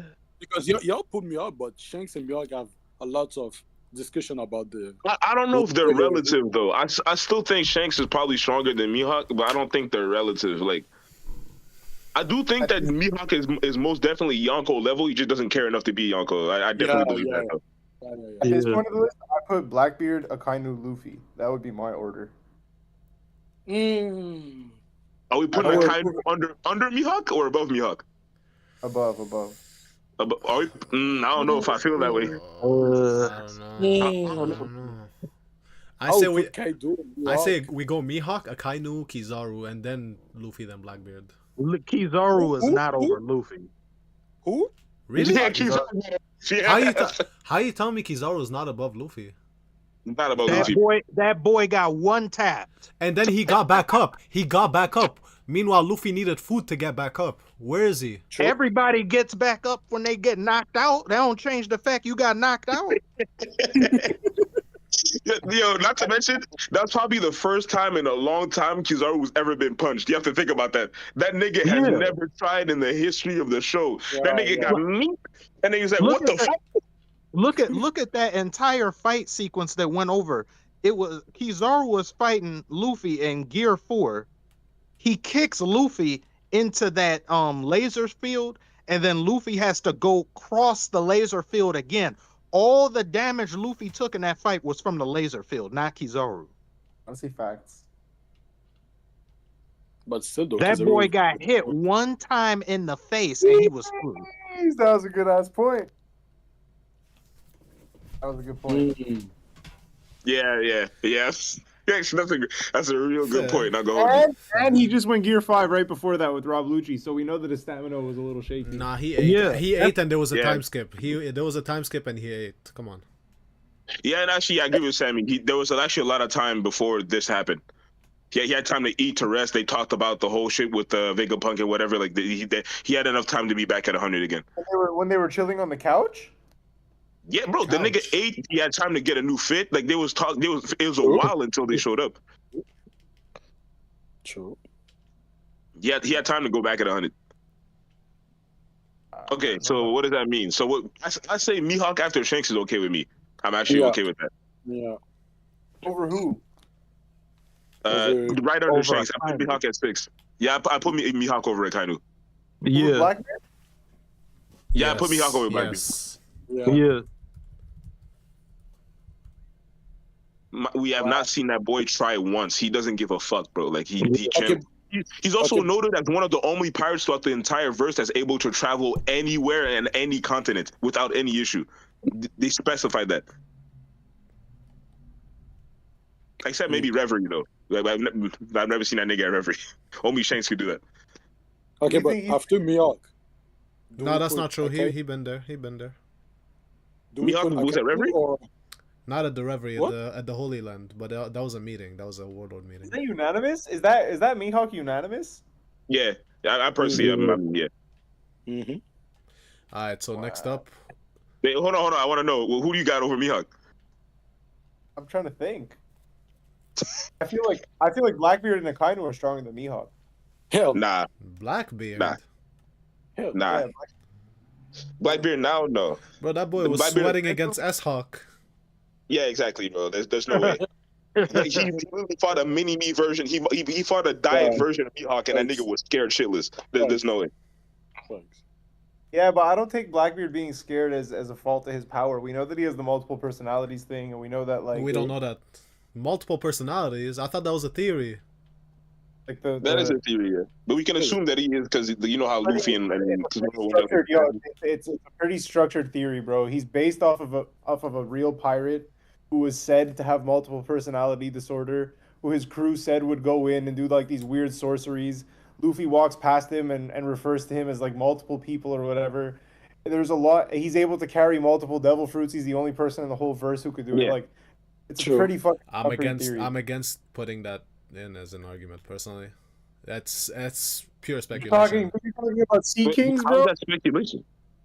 You're talking about Sea Kings, Bro, it's a and we're not putting. theory. Oh man. Come on, man. Let's be consistent, bro. Yo, if we remove the Sea Kings, we're not counting the multiple personalities. Nah, bro. That's pretty much damn near confirmed. Like, Bro, when we Zoro don't and know Luffy that. walk past All they said was they, but that doesn't mean multiple personalities. It could be. It could. Wait. Let me finish. Hold on. Let me finish. I actually have an argument. I have a good argument for that. They could have said they because there was a bunch of Blackbeard pirates at Jaya at the same time. Like, Nope. Again, in that chapter, Nami specified that she was talking about Blackbeard, and then she said him, and then Zoro and Luffy corrected him. It's not him, it's them. Yeah, it's facts. them, yes, as talking about in Blackbeard. multiple Blackbeard pirates because that was the No, chapter. no, Can no, I finish my sentence? That was the chapter that they all got revealed to be Blackbeard pirates. That's why I'm like, okay, it's not him, it's them. Like it could be multiple of them. Like there's a bunch of them.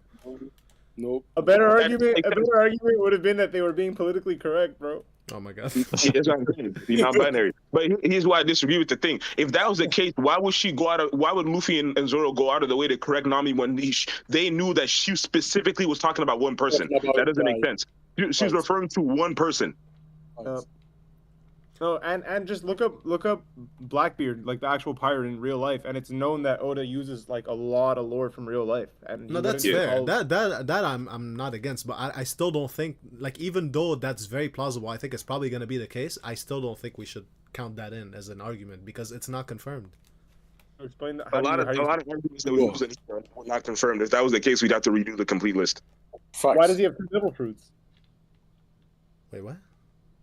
Why does he have two devil fruits? For all you know, it could be something with it. He could have had a fruit before the first fruit that he ate, and that fruit allows him to eat multiple fruits. You don't know that. Anyway, we're not arguing that. What we're arguing is who we're putting after Mihawk. It's between Kaido and Akainu. To me. Wait, where are we putting Kaido. Luffy though? No. No, Luffy is down. If we're putting Kaido, we're putting Luffy before him. Yeah. For me, I don't think so. For me, I really don't think so. I agree. I agree with you. Yo, for me, yo, I thought you changed Kaido your mind, over Rico. What happened? I didn't change Kaido my over mind. Luffy, easy. Nah, Majority rule.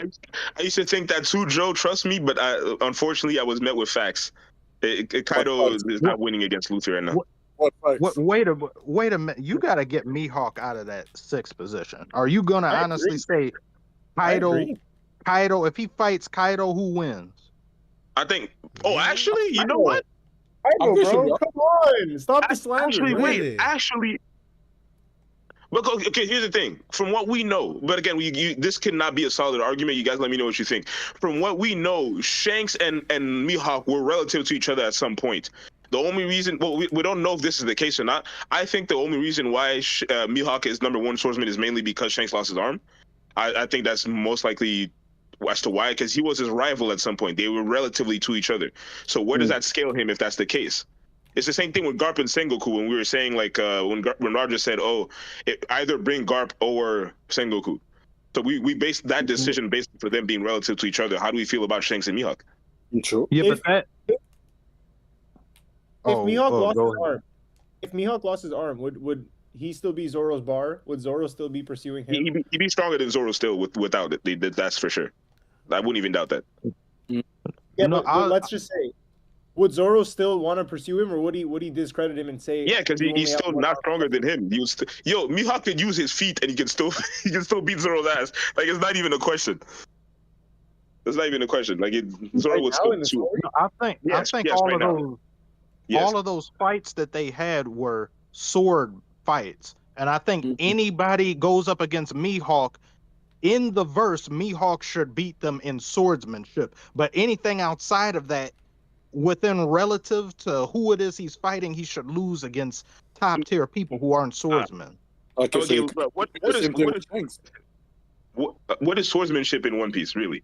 For being honest, besides throwing like the slashes and all that other stuff, if we're being real, Mihawk most likely has a utilization of haki that is up there when it comes to swordsmanship. Because Odin used swords and he has haki on it. Zoro uses swords, he has haki on it. Like Mihawk most likely does the same shit. So Yeah, but is he beating Kaido in a fight? I don't think so. I think so. Simple. I think so. Simple. Odin versus Mihawk. Mihawk wins. Mihawk. Greatest I think Odin- swordsman in the world. yeah, but he never fought Mihawk, and that was before Mihawk's time. I think Odin got that, honestly, in my opinion. So we have to No. have everybody fight Mihawk for him to be credited as greatest swordsman in the world. Mihawk's not number 6. Mihawk is No. absolutely not number 6 in the show. Wait, what'd you say? Wait, give me a sec. One sec. Be right back. Y'all keep going. Mihawk is not number 6, yo. Hell yeah. Yeah, who would you put over me? Okay, so are we saying Kaido over Mihawk? Nah, Uh-huh. nah. Yo, he got slashed by Zoro. Okay, when Zoro slashed Kaido, With it Odin's was, energy. yeah, it was I don't because like of the swords of Hoden, or because of the Yeah. view. It's because of Odin's sword. Man, no, man, come on now. It was Odin's sword. It was Odin's haki that cut No, Kaido. It wasn't Zoro. It was. He even said Odin's What do essence. you think about that? Crimson, what do you think about that? It's somewhat of an assist from Odin, somewhat just with, but then at the same time, Zoro being able to wield it in the way that he did. And are we gonna honestly say he couldn't slash Kaido without Odin's sword, with Ashura? Yeah. Actually, yeah. I don't think so. No, I don't think so. But don't forget that Again, here's why. Here's why. And again, we already went through this before. We confirmed this. Zoro already used his entire bag against Kaido prior to using Enma and releasing Odin's energy. He used everything in his bag, and That's he was not not able. Ashura. Ashura says alt. Yeah, Ashura is his ult, but he only used Ashura after using what's it called? No, he used Ashura while using Odin's energy. Yeah. He used the hockey that was already in the sword, and that's what was able to cut Kaido. Everything else in his bag he used, and he wasn't able to damage him. Is what I'm saying. I don't even know. I don't even think that Zoro knew how to use the Rio. No, well, no, he found out No, later. Apparently, he learned later. When? Later. Okay. That I don't. That I don't Against know. King, no? Because Against don't King, forget- didn't he? Ask Luffy. Didn't he learn how to do it Luffy- against King when he was fighting King? Oh, maybe. Yeah, he did. But- He used but- Rio. Rio But and was it Conquerors. the sword? But it was the sword or him? No. By that time, he No, that wasn't was him, using that was him. Odin. That was just him. Yeah. What sword did he use to do that? He used All he of used them, his all of own them, all of energy. them. He used all the swords. Oh, okay. But when he fought Kaido, he was able to release Odin's energy in the sword. If anything, he even needed Law's assist. If anything, he even needed Law's assist in order to pull that off. I guess technically, but I don't want to take that away from Zoro though. I still think that's I do. Okay. yeah. Okay. But still, though, Yeah, Mihawk I don't know. it's still 6 though. Okay, so who's voting for Mihawk to be 6? Me personally, I say yes. But Mihawk. Yeah, Mihawk. Mm-hmm. So So you understand we're- that? You understand that means that he's beating Blackbeard. He's beating Luffy. Yeah, I Yes, think he was yes, beating- yes. Yeah. Very Yeah. much so. He's Yeah. beating Kaido. Yeah, I think he's beating Blackbeard. There's no way. Yeah. He's beating Kaido. Yeah, Yes. yeah. He's beating Yeah. Akainu. Yes. Yes. Yeah. For now, Ooh. yes. For now. Mihawk. Mm-hmm. Beating it? No, Yeah, he is, bro. no, He is, bro.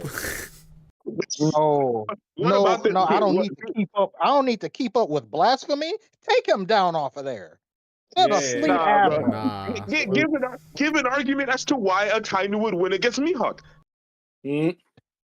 That man, what is he gonna slash through all of the damn magma that's around him? Yes.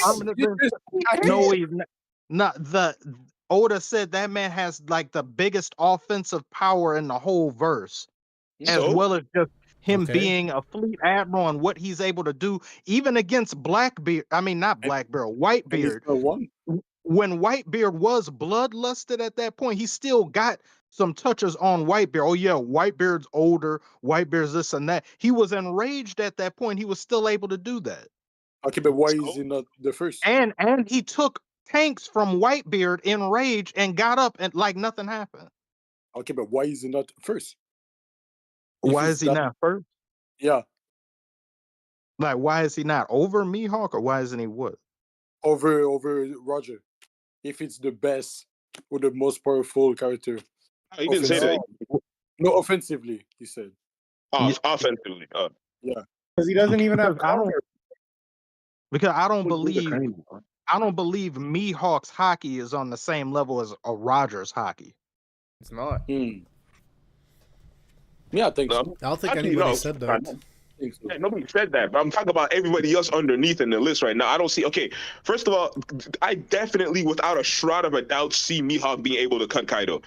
On top of that, his speed is he's also one of the fastest characters in the entire show. Mind you, Zoro moves at the speed of light, and Mihawk is faster than that. So imagine what the fuck this nigga can pull off. This is also speculation. I assume he has observation. I don't see how a nigga like that doesn't have that shit. The hockey thing's already confirmed, but observation, Conquerors, I don't know. That Yeah, we but- don't know if he has it. Yeah, Yeah, but you mentioned that speed feat, but Luffy is faster than Zoro, and Kaido was faster than Luffy. Oh, for real? Yeah. Oh shit, true. Yeah, Kaido was faster than Luffy. Yeah, but when? When? Are we talking about pre-Gear 5 or after Gear 5? No, after when he was in his hybrid mode, he was actually like the fastest character in the show. Apparently, even faster than Katakuri. Wait, so Bro, you tell me Hybrid Mihawk Kaido is the not fastest character in the whole show? Kaido. Where did you hear that? Where It's did true. who? You're telling me Hybrid Kaido is the fastest character in the whole show? Yeah, I never At heard that that. point, he was fastest because Luffy moves faster than Zoro moves at the speed of light. Luffy apparently moves at a speed even faster than that. And in the show, it was confirmed that Kaido moved faster than Luffy in that instance when he was in hybrid form. So technically, that would make him the fastest from what we know in the show. The thing is, we don't know how fast Mihawk is. Wait, Hold on, I'm not following. Which point? At which point was Kaido faster than Luffy? Before Gear 5 or after? In his hybrid. Yeah, was that before or after Gear 5? I think it was before Gear 5. It was before. He was trading blows with him. That would make him on par with Gear 5, period. That would still make Luffy faster, like, later on, I guess. So I guess technically Luffy is the fastest character in the show that we know. Well, he's not. I don't think Luffy's faster than Kizaru. Oh no, Kizaru moves. Yeah, actually, technically, yeah, he is, because Kizaru moves exactly at the speed of light. That's his power.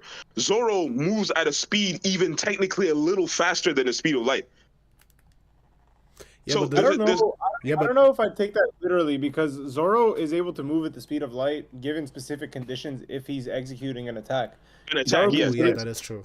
Kizaru could literally move around at will at the speed of light. Like it's a little bit different. You know, it's like Tyreek Hill. It's like Tyreek Hill, right? Like he just has true. like he's able to move at 100% of his speed off the line.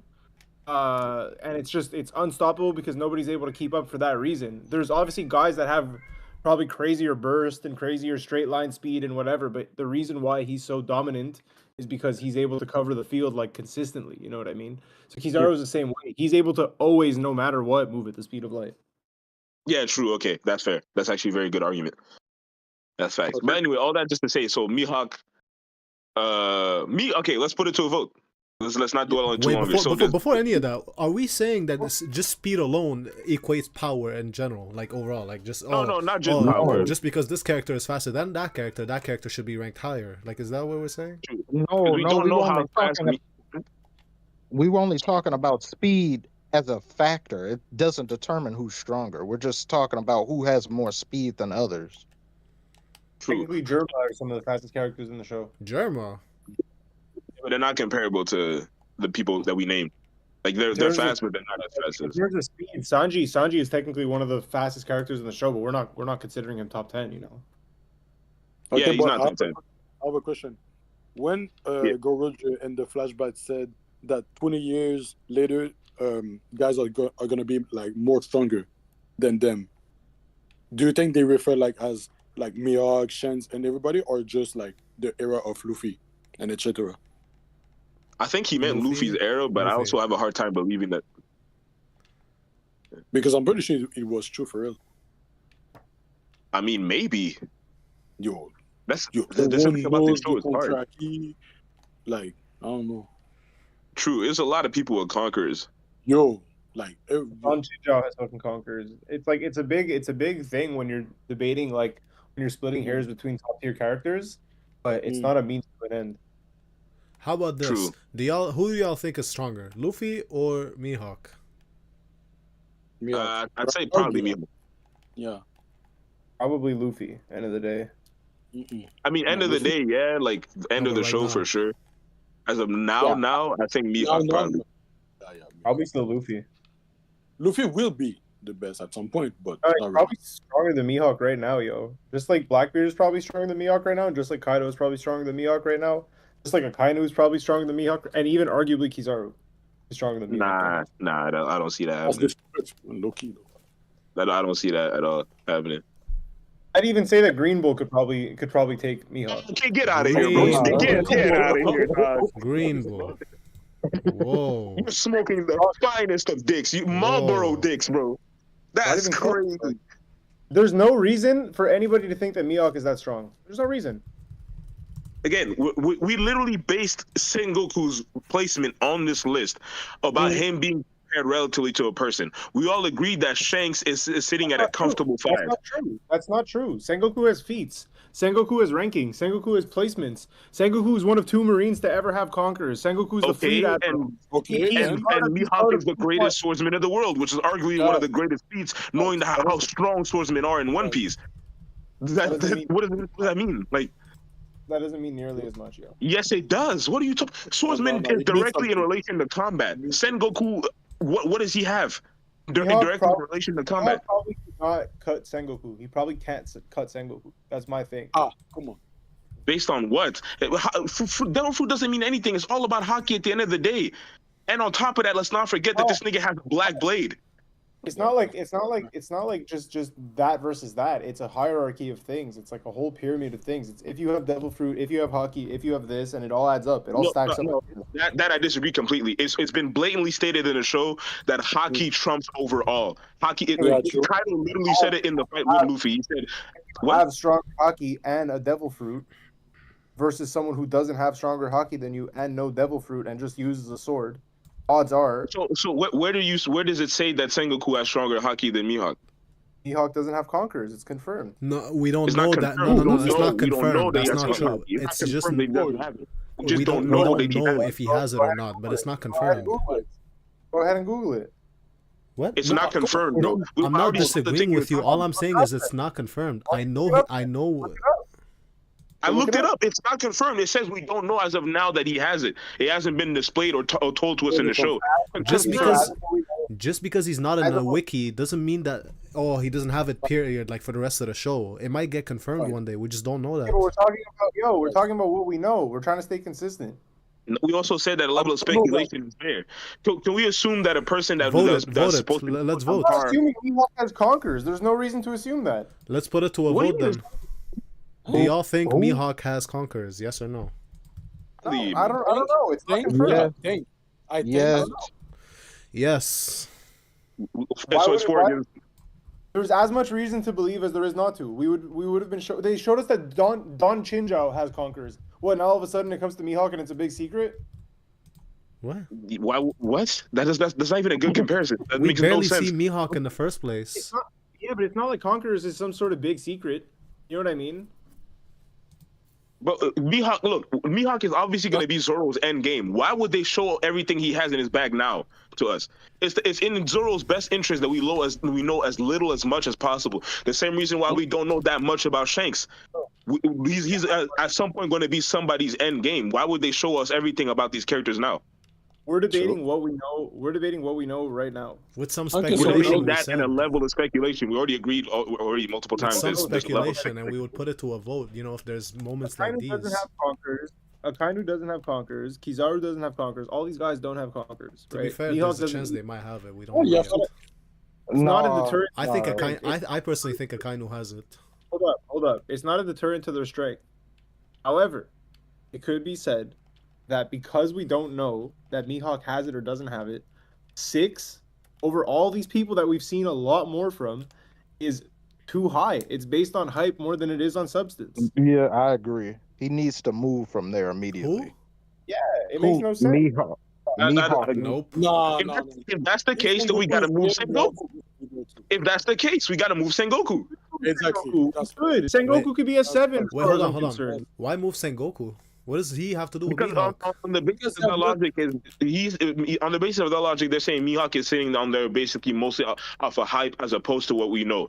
Even though we placed Sengoku there because we all agreed that he was relative to Shanks due to what was told. Again, which is hype.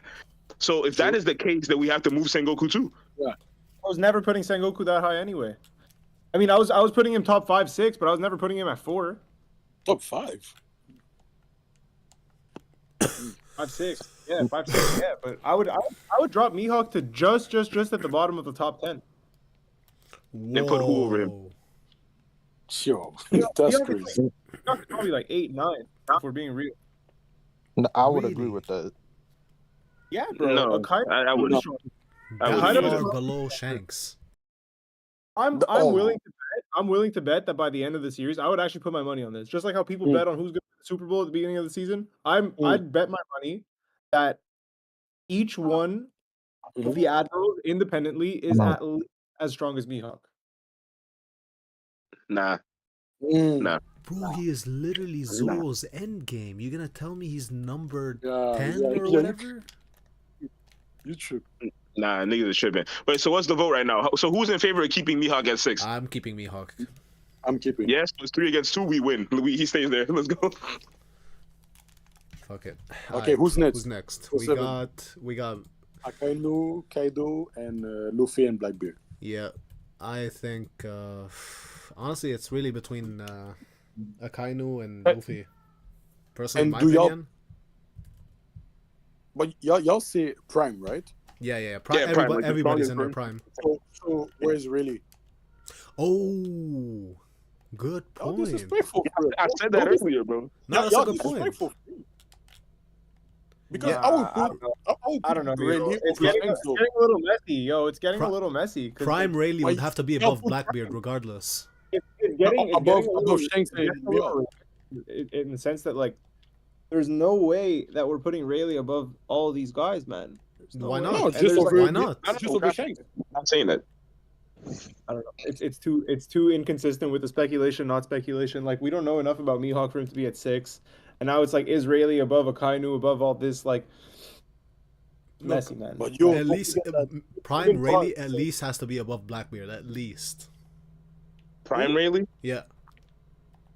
over Shanks. I don't know. Man. Yeah, I would agree. I would put Prime Rayleigh above Shanks. No, Over Shanks. Blackbeard. I don't know about Shanks. Maybe not.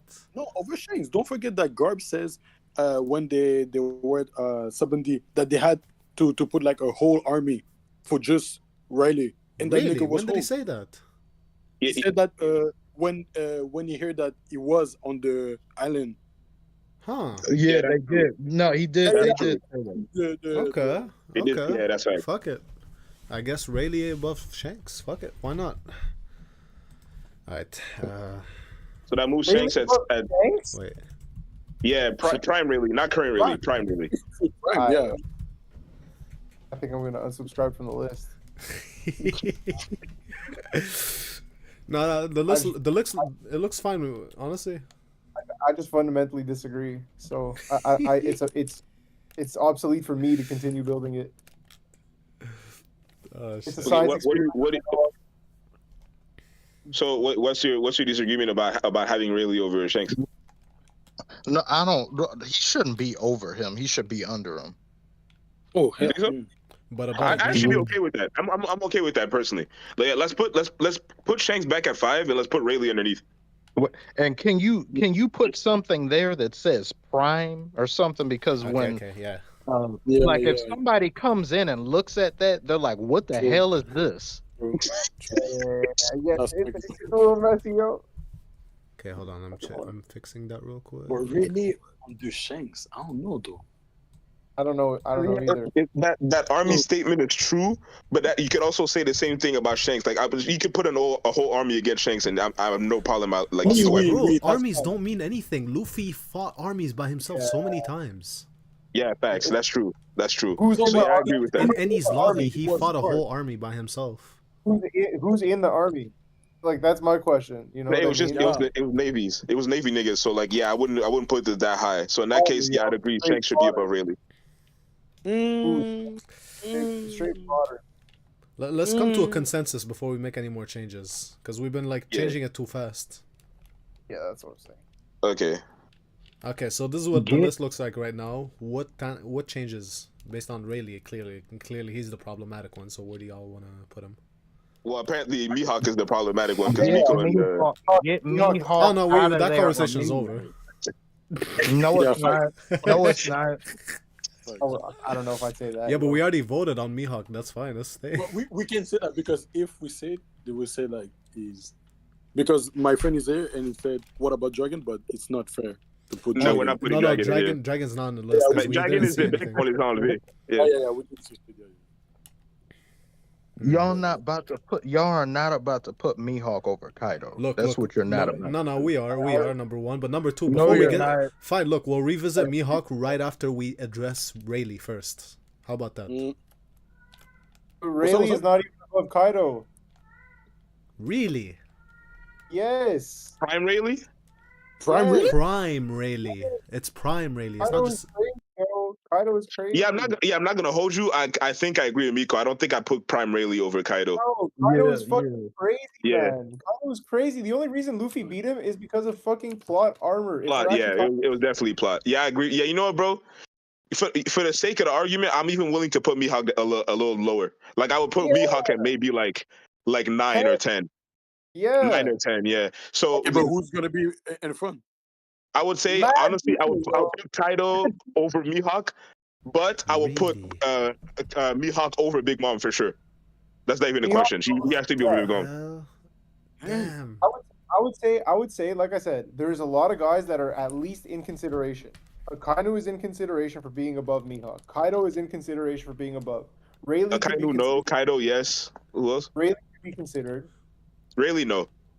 Wait. Quick question about Zoro himself. So you tell me that endgame Zoro is gonna be I don't want that weaker than I don't- Kaido? I'm not gonna lie, bro. The end game Zoro doesn't really make a difference. No, because Mihawk is gonna be Zoro's endgame. So you're gonna tell me that endgame is. Hold on, let me just finish my question. You're gonna tell me that endgame Zoro is gonna be weaker than Kaido?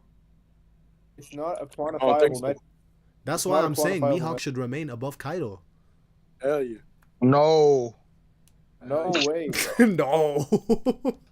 I see what Sammy means though, because that does Yeah. imply that Kaido, regardless of Zoro's endgame, he will never be as strong or close to Kaido. Not just that, but bro, Kaido was done with before the final saga even started. You know what I mean? Come, that's old news now. That's done with. You gonna tell me Zoro? That's gonna be Zoro's endgame? That like just But we Kaido level? Well, What that's does the that whole thing. mean? It's What does prime. Zoro's end game mean, bro? As in like Zoro's peak. his peak, his final form. He's just gonna be as strong as Kaido. The old news. Kaido's done with. What is this nonsense? As strong as Kaido? Kaido level? Can Zoro jump off of Sky Island with a headache? No. Yeah, we're not. Get him Okay, off. Look. let's not Get confuse him strength with off. durability. Let's not confuse strength with durability. All right. That's different. That's Yeah. race related. Yeah, true. But I mean, what he's saying does kind of make sense, because if we're saying that Mihawk is underneath Kaido, that means that and he's going to be Zoro's endgame. We all agree on that. So by the time he defeats Mihawk, that means that Zoro won't be as strong as Kaido, or relative to Kaido. But it By doesn't that mean logic. Which doesn't make sense. Yeah, parce que Mihawk. What? That is why Mihawk remains above Kaido, like yeah, it or not. okay, Yeah, exactly. honestly, that makes a lot of he does sense. not. No, he does not. All right, bro. Anyways, Why? moving on. Why? Back to No, Rayleigh. well, Okay, but we're we not can- moving We anywhere. can change it. We can change it after. No. Let's let it. Why is that not the case, Crimson? People seem to, just because it's the final saga, you think, what is Zoro supposed to be worlds leaps and bounds No. above Kaido? No, don't get me When wrong. the, I'm not. You know how I feel about Zoro. But at the end of the day, he has to be at least stronger than Kaido by the end game. Come on now. at He's- least stronger. He Come can't on. be equal to Kaido. If that is the case, then Mihawk has to be he higher can. than Kaido. He can. even then. If bro. that- Kaido the is the right, if I say this sentence, does it make sense to you? Kaido is the right hand man of the Pirate King. Does that make sense? That's kind of What? disappointing because I don't know. Like Kaido's old news, It's in not my opinion, disappointing. it's kind of disappointing.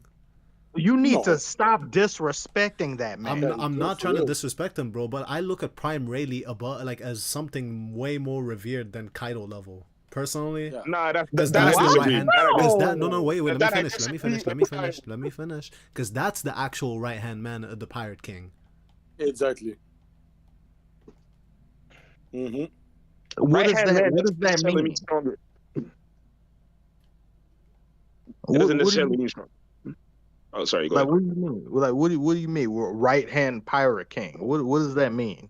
What do you mean? What does that mean? But you the What is second it- point like? is- What are you trying to tell me? He can be his left toe, his left ankle. It doesn't Okay, matter. You are not- Okay. No, Okay. he's So we not- just throw away because any if- type of speculation at that point, just because he could be his You- left toe. You mean Prime Rayleigh is beating Kaido? Yeah. Yeah, yeah. I Yeah. don't agree No, with that. I think so. No, No. Just 'cause no, he- no. You know what, bro? Take Rayleigh off the. Yeah, put him down. But can I hear Nah. why at least? Bro, one, we don't know enough to Just even say say it. that. Just because you're the right hand man of the Pirate Kings does not mean that you're strong. The same way that Usopp is on the ship of a Yonko. Usopp is not nearly like close to any of that type of power. Like So you're gonna compare that Usopp doesn't to mean Rayleigh. shit. The titles in the show do not mean anything. Again, the best example, Buggy is a Yonko. That means absolutely nothing. Title doesn't mean shit. Just because you're the right-hand man or the strongest nigga in the world does not automatically make you strong.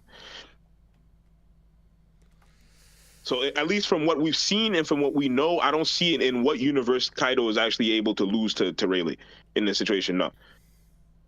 So I'd actually agree that Kaido would be over Rayleigh, but I don't agree that he'd be over Mihawk.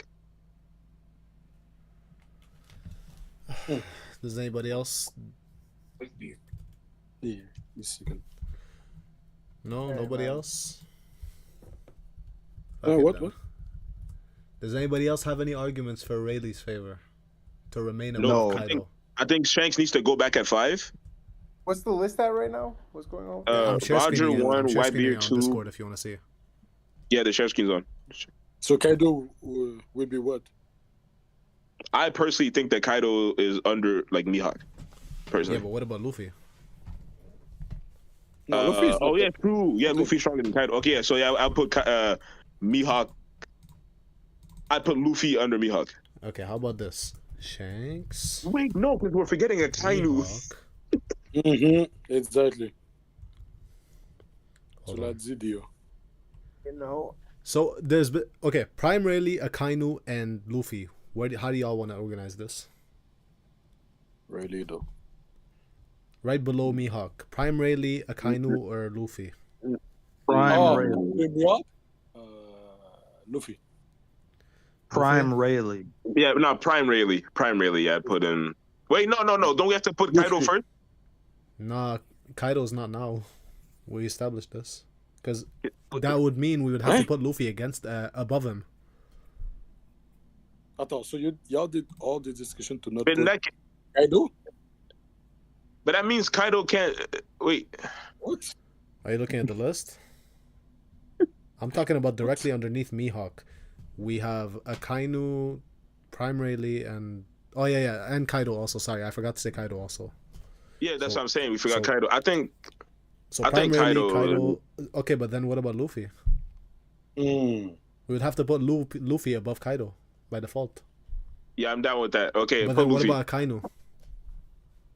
I put maybe Prime Rayleigh over Akainu. Do we all agree on that? Prime Prime who? Rayleigh over Akainu. Yeah.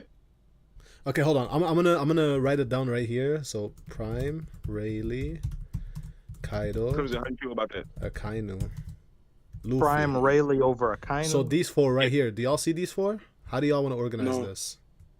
I can see it because there's a GIF or a GIF. Ah shit, my bad. Hold on. Let me hold on. Do you see this? Yeah, I can zoom it. Yeah. All That's right, good. nice. Okay, so these four right here. How do y'all want to organize this? The way I Under see it, Mihawk. Under Mihawk, right? yeah, under Mihawk. I think I see Akainu, Luffy, Kaido, Prime Rayleigh. Me, I see Nah. Prime Rayleigh, Akainu. No, Rayleigh, Kaido, Akainu, Luffy, Akainu. Rayleigh, Rayleigh, Kaido, Luffy. No. Rayleigh, Luffy, Kaido, and Akainu. So Yeah, that makes Rayleigh. Wait, you said Rayleigh, Akainu. No. Rayleigh, Rayleigh. Luffy, Luffy. Luffy, Kaido, Yeah. and Akainu. Okay, but that implies that Rayleigh is stronger than Kaido, which I'm okay with personally. Yeah. This is what it looks like right Crimson, here. how you feel about this? I still don't like Mihawk being over Kaido. Okay. Let that go, Maybe I man. will say something that y'all don't gonna be like with it, but even though we don't know about how it's called Zebek, the right hand of Zebek was clearly Whitebeard, so we Probably. can still. Probably, yeah, probably. The him or Kaido, I So- don't know. Yeah. So since like Kaido, we don't know where it was, so I would be like, okay, Rayleigh can, like, not say he can fight Whitebeard, but he can like do a little tight or shit like that. So I would be like, Kaido would be like under Rayleigh because of that. I don't think it's a good argument, but Mm, because of the Because we're talking about the prime, like the strongest the version prime of is actually themselves. prime. I'm sorry. Okay, Because- look, you know what, bro? Mm. Put Prime Rayleigh right under Kaido. So the list would be under Mihawk. It would be Luffy, then Kaido, then Prime Rayleigh, then Akainu. Oh, So you think Luffy I is think stronger that than? makes more sense. Yeah. Oh, actually. So you think Luffy right now is stronger than Prime Rayleigh? Yeah, No. for sure. Yeah. no. What? No. See, like nothing adds up at this point. So what do you? So make up your mind, Crimson, because that would mean that Prime Rayleigh is stronger than Kaido, and you keep disagreeing with that. So what? No, I'm talking about something else. Not with that there. Prime Rayleigh next, then Kaido. No. Wait. What? Prime No. Rayleigh, then Luffy. Luffy is the real problem. Kaido. Luffy is the real problem, for real. So you agree Luffy that is Prime Rayleigh simple. is stronger? He's than directly Kaido? above Just- Kaido. Luffy is directly above Kaido. It's simple. Yeah. It's about Rayleigh and Akainu though. Now this is those are the two that we don't know where to place. So let me like. Akainu is stronger than Rayleigh, Luffy, and Kaido. No. Wait, sorry, say No. that again. I didn't hear you. No. That's my opinion. My opinion is that Akainu is stronger than Rayleigh, Luffy, and Kaido. I can see Nah. that. No. Maybe I can actually see I that. don't. But maybe for real. I don't think so, No. but maybe for real. Prime Rayleigh? Really? Prime Rayleigh. Yo, I'm really low key potentially. Because I think Akainu in the end game, I think end game Akainu is actually gonna be a We're not talking monster. about Endgame. We're talking about the strongest versions that we know right now. Oh, true. Actually, no, you're right.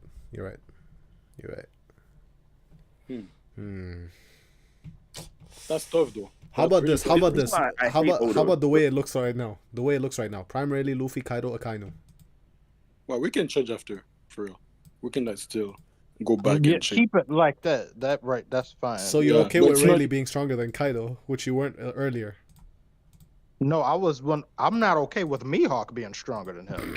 Yeah, Mihawk is the point of contention. Oh shit. Okay, real quick then. Do y'all think Luffy right now is stronger than Akainu? Right now? No. But then why is Akainu at the bottom? For real, I don't know. No, it's just, Okay, what about this? Prime Rayleigh, Akainu, Luffy, Kaido. That makes a lot of sense. What?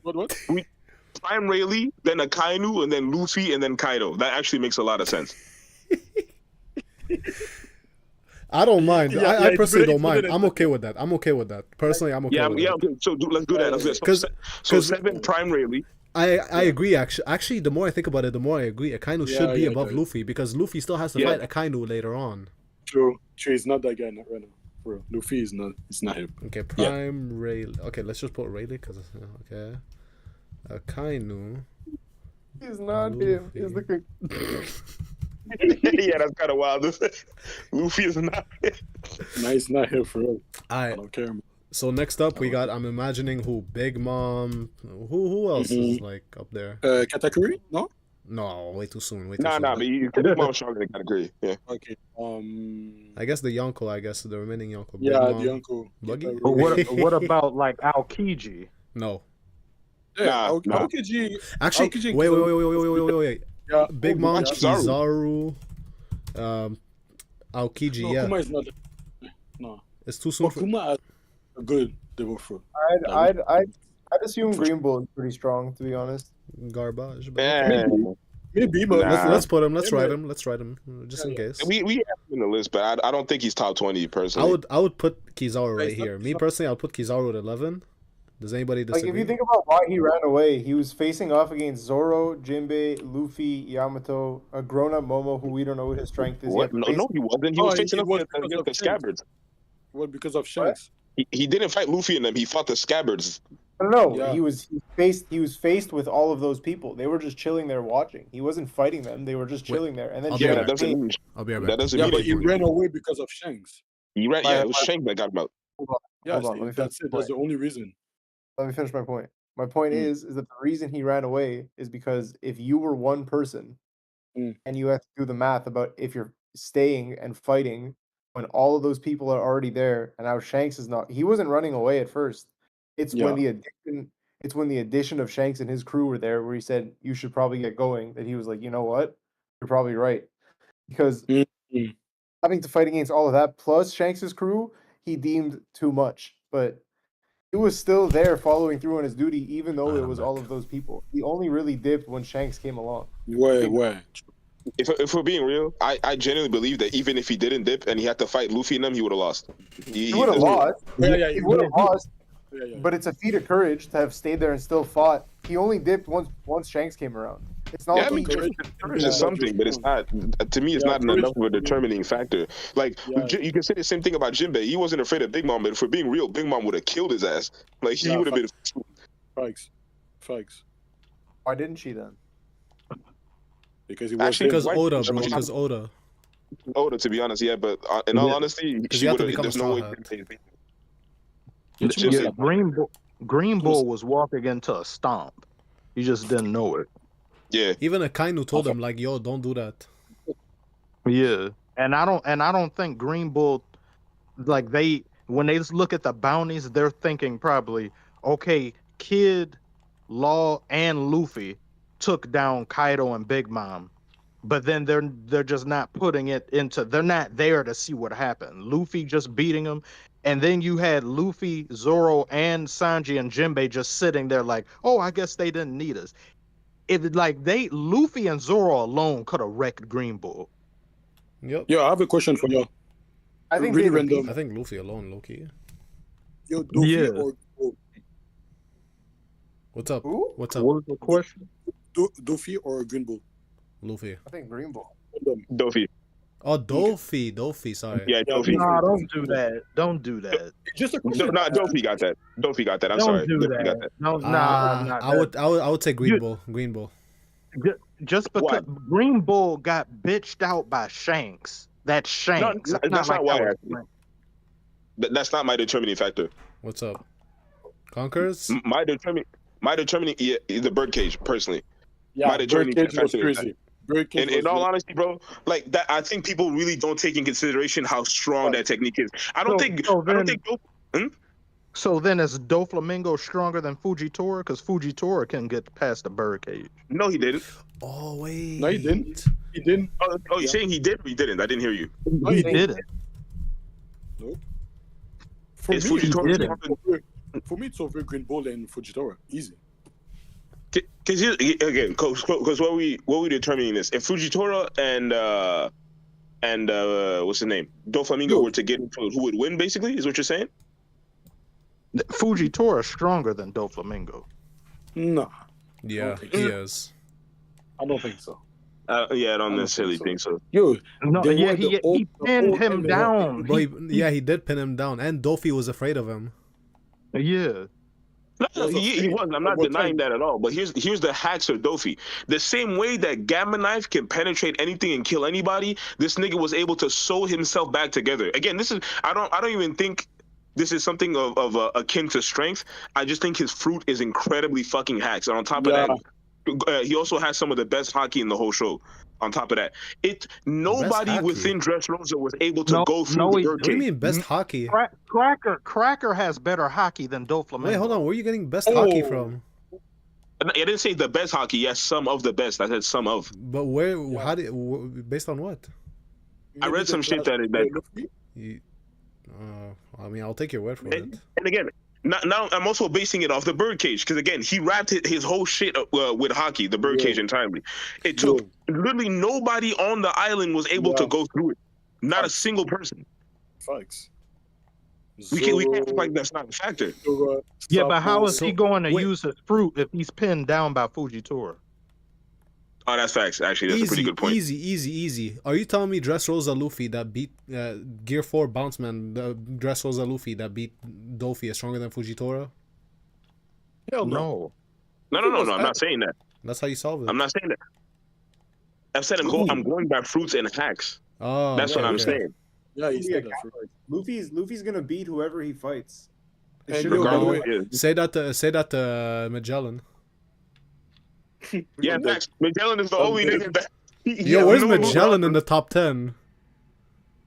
He doesn't even have hockey, bro. That doesn't really mean shit in his case. Where do you put Sabo? Sabo, he's not top 10. Oh yeah, Sabo, true. But no, not top 10, but maybe like 11 to 20. Yeah, Yeah, in the 20s. probably, yeah. He's in the 11 to 20. He has to be somewhere in there. 13. 13 Yeah. or 13 or 14. Nah, I Can, wouldn't can we put 13. Magellan at 11? No? Okay. Okay, anyways. Magellan. So we got... Oh, sorry, what? I'm dead. Yeah, I'm not gonna hold you. NL should be a part of the conversation at some point Nah, very I'm soon. good. No, I'm good. Why not? he gets It wrecked should. by everybody here with hockey. No, but it can be 20 for real. Oh wait, no, never mind. No, Cribbs is right because I forgot. I thought his mastery of hockey extended to more than just observation because he had observation, but he didn't have armament and all that stuff. So you're right. Never mind. I take it back. All right, so we got Big Mom, Kizaru, Aokiji, Green Bull, and Fujitora. How do y'all want to rank them? Me personally, I'm putting Kizaru directly underneath Kaido, and then maybe Big Yeah, Mom. I agree with that. Kizaru. I agree with Even that. yeah. Okay, And so Aokiji. for now, okay. Would y'all say Kizaru and Aokiji are both stronger than Big Mom? No. I don't know about Aokiji though. Yeah, he is. I would say he's stronger though. You think Aokiji's stronger than Big Mom? I say so too. Yeah, actually. Based on what? Just He fought Akainu, and even though Akainu beat him, Akainu still left that battle badly damaged. Sure. and also Badly like the fact damaged that he gave him a scar, but he just bro. lost an arm and a leg. Like that's not bro, comparable. I'm sorry. like he was missing a chunk on his chest or whatever, and his ear was damaged as well.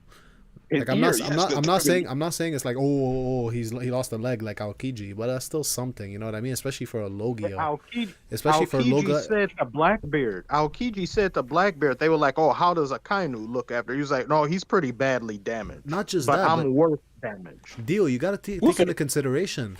Akainu is magma. Aokiji is ice. The fact that he even managed to do that in the first place is impressive. No, it is. I'm not even knocking the feat. I'm 100% like that is a big feat on Aokiji. I'm just saying in relation to Big Mom. Okay, let's pit them 1v1 in an arena, right? So obviously Aokiji's biggest thing is he can freeze everything around him. We don't know what it's like to have an awakened Logia, so I'm not even gonna sit here and speculate. But from what I know, Big Mom, all she has to do is not make contact with anything in remotely closer in order to get frozen, because he can do that instantly. If she flies on what's his name, Prometheus, is that the name of the? Probably. Yeah. And on top of that, she has the sun. No, the sun is Prometheus. The cloud is the cloud. We don't care. The cloud. Yeah, the cloud or whatever. Yeah. And on top of that, she has that little sun thing around it. She can melt the ice around and get around that. She can find a way to counter that shit. She can also put that shit in her hair for some reason, which I think is dumb. But she can counter that. Yeah, but then you forget Aokiji was punching those battleships with no fruit. Yep. With the hockey, yeah, true. His hockey must be pretty. And he was trained under Garp. Didn't he have that?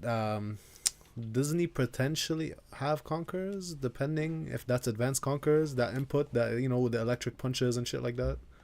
Or is that like... No, but I don't think Aokiji was like not making contact with the thing. Like if he has Ryo, you mean? Like nah, like the punches he was throwing with Garp, even Kobe, the punches that they were throwing around, like they had like electricity wrapped, you know, like yeah, but electricity doesn't mean anything. Maybe I think at least it's worth mentioning. I think that's speculation then. In that case, it is. But so what do y'all think? If we agree on it though. Do y'all think that Aokiji has conquerors based on his training with Garp and I don't think the punches he was throwing around and all that? No, I don't think so. Also, just because of his personality too, like the way he goes about things, I don't think he displays like not too chill. It's just even the idea of like betraying people and shit. Like I don't think that's very much like I don't know. Like his relationship with Garp just tells me that he doesn't have it for some reason. I just can't put it into words very well right now. It's not like enough of a secret thing for them not to confirm, in my opinion, when people like have it or don't have it. Like Dragon is a good example of someone that we haven't seen having it because we don't know anything about him. But there's enough people that we've seen fight enough times to know that if they haven't shown it by now, they probably don't have it. You know? He's one of them. Bro, who would Mihawk use Conquerors against? There's Zoro and then there's Jozu and Vista. Why would he use Conquerors against either of them? He's just having fun. He said it himself. Yeah, true. Yeah, facts. And then isn't Conqueror's Hockey inherited? Yeah, Dragon probably Yeah. has it. Let's be honest, but he's irrelevant and he's garbage. Yeah. Yeah. Anyway. Alright, Yeah. we So what were got you Big saying Mom, again, Louis? Kizaru, Aokiji, Green Bull, and Fujitora. How do y'all want to put this? Because me personally, I'm putting Kizaru directly below Kaido, and then maybe. Yeah, I agree with that. I very much agree with that.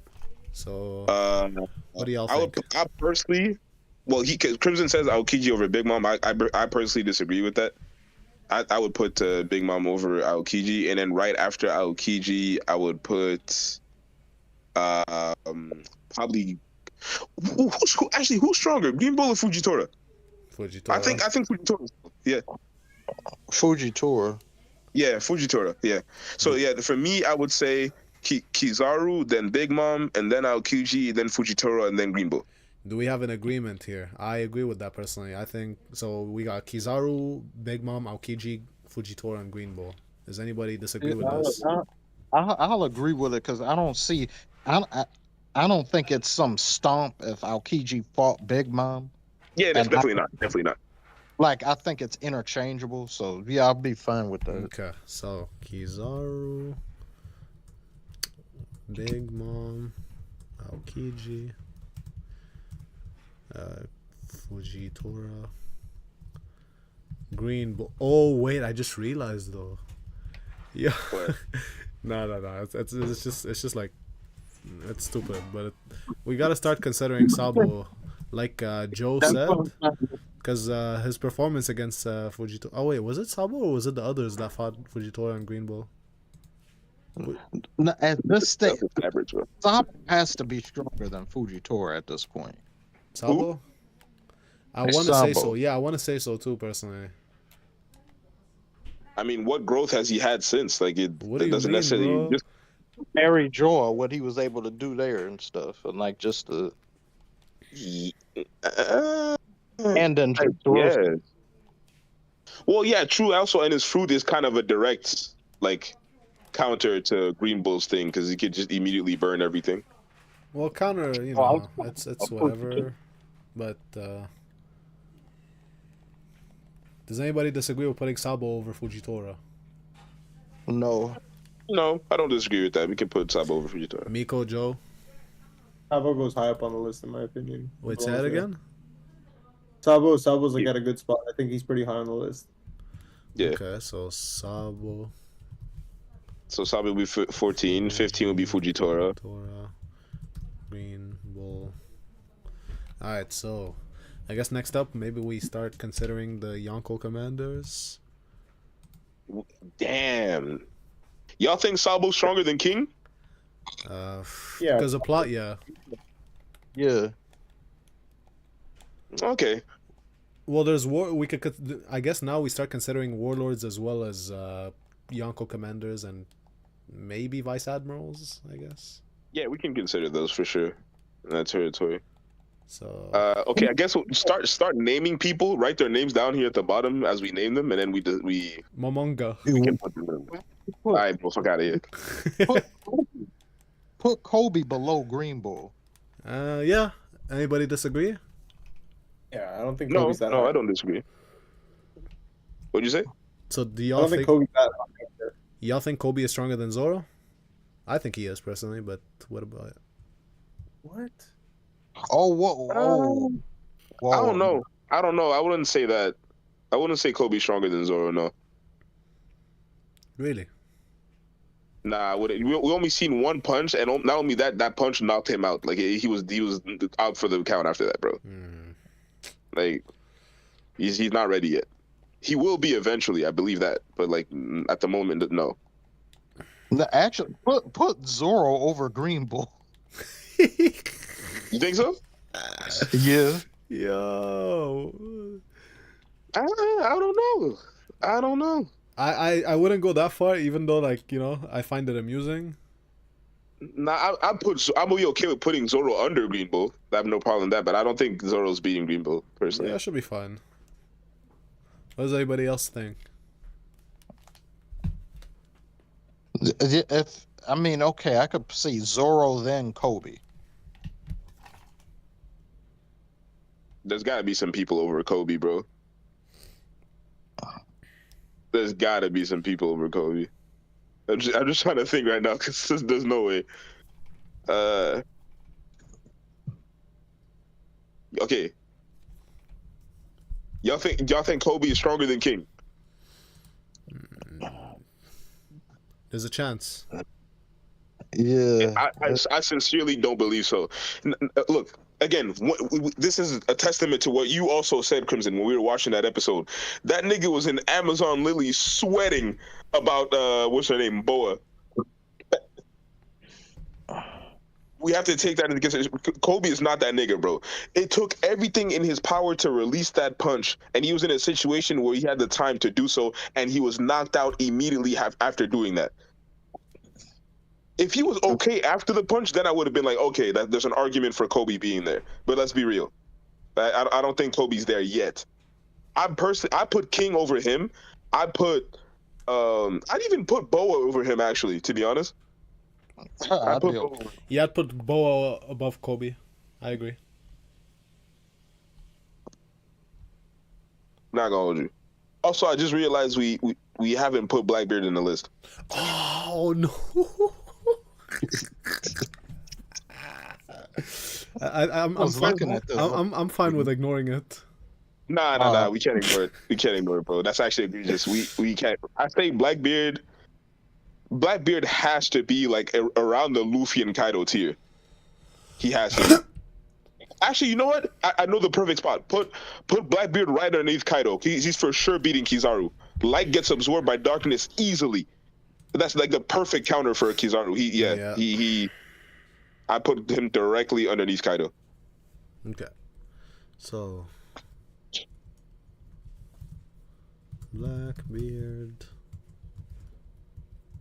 So y'all think Kaido would beat Blackbeard? Yeah. Okay.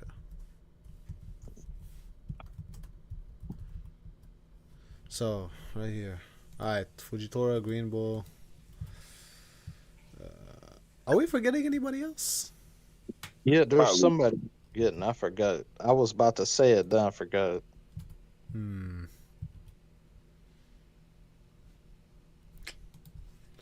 How about? Okay, so we got Green Bull. Now hold on. Who are we considering now? There's Zoro, obviously. Kobe. Who else are we considering? Sanji in that Boa case. Hancock. Oh yeah, Sanji, Boa of Hancock, course. Sanji. Yamato. Oh, Yamato. Oh. Okay, yeah, I would say Yamato is number 18 personally. Okay, Yamato. Yeah, I put her in that region. Wait, Yamato. Who do y'all think is stronger though, Zoro or Yamato? Yamato. I don't know. I really don't. They're actually, I would say they're somewhat relative. Yeah. But I would still put Yamato over Zoro. So they're in it. Yeah, okay. To be safe, I would put Yamato right now over Zoro. Especially with that fruit too. You can't forget the fruit. Yeah.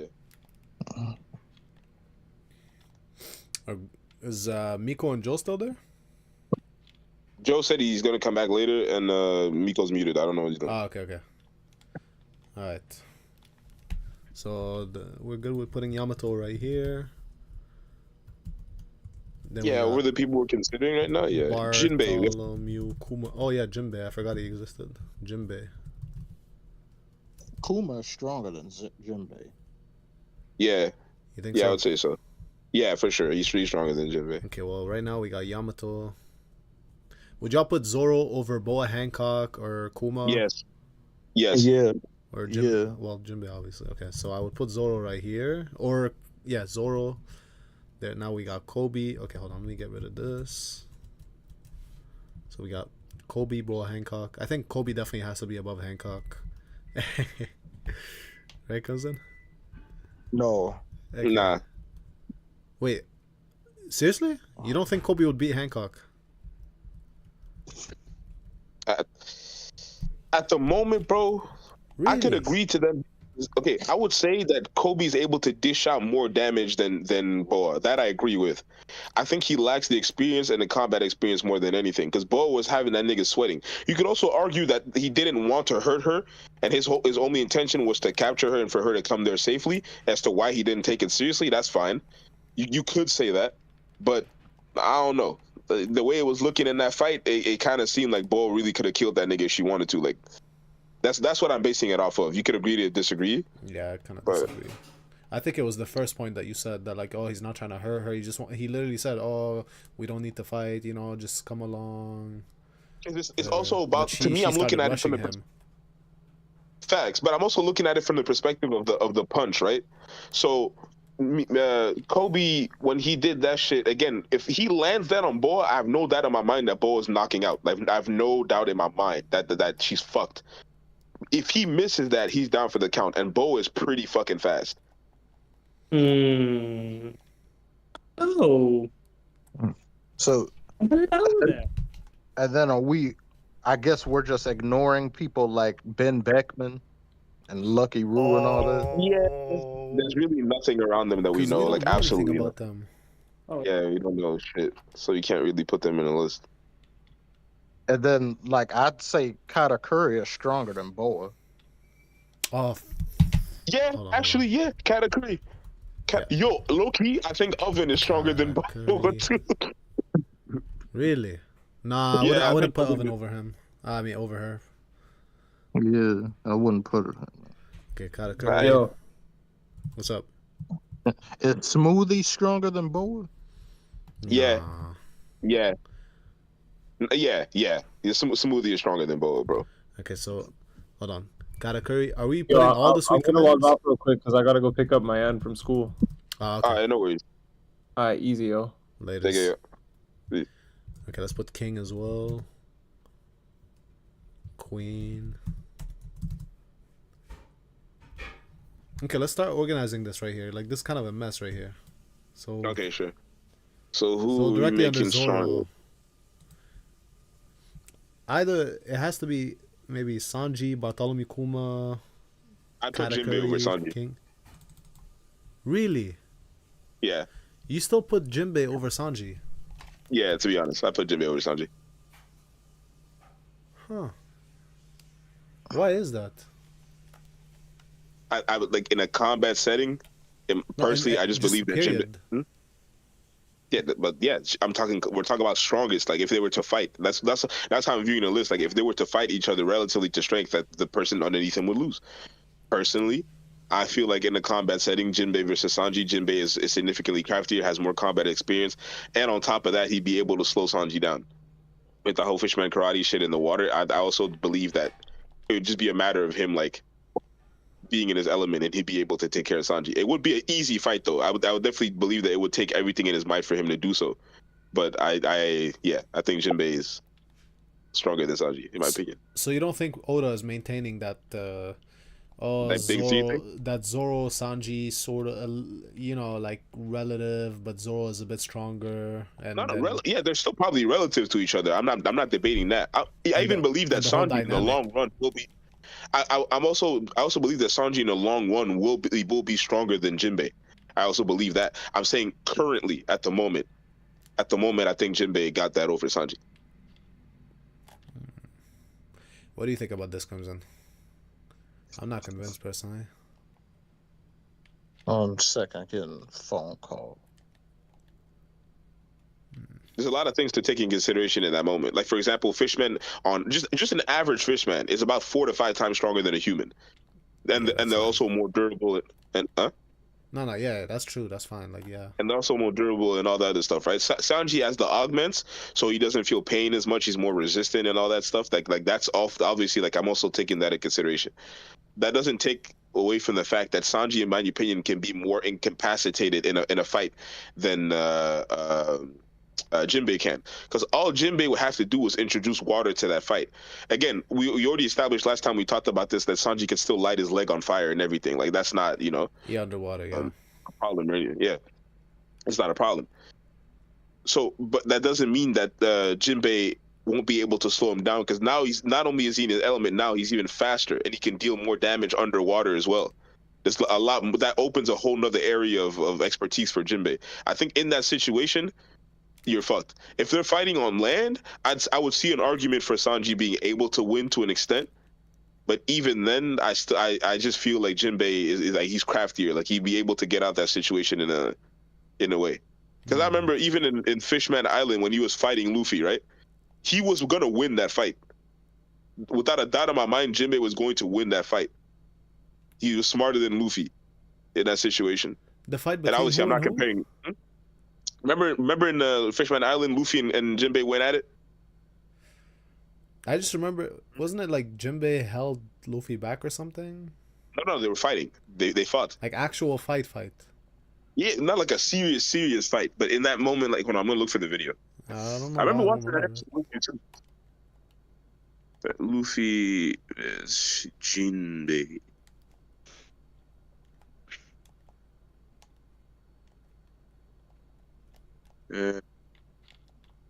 Of course, I got it.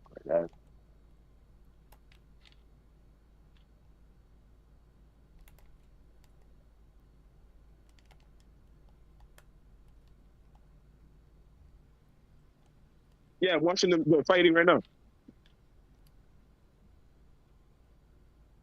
Can you send it to me?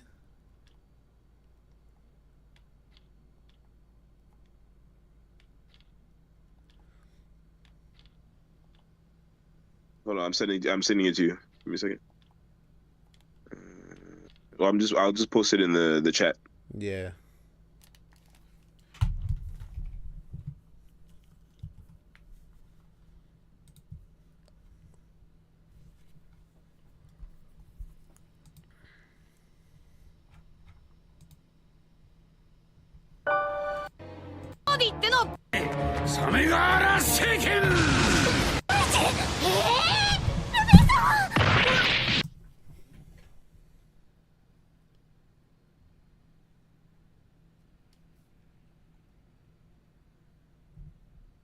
One sec.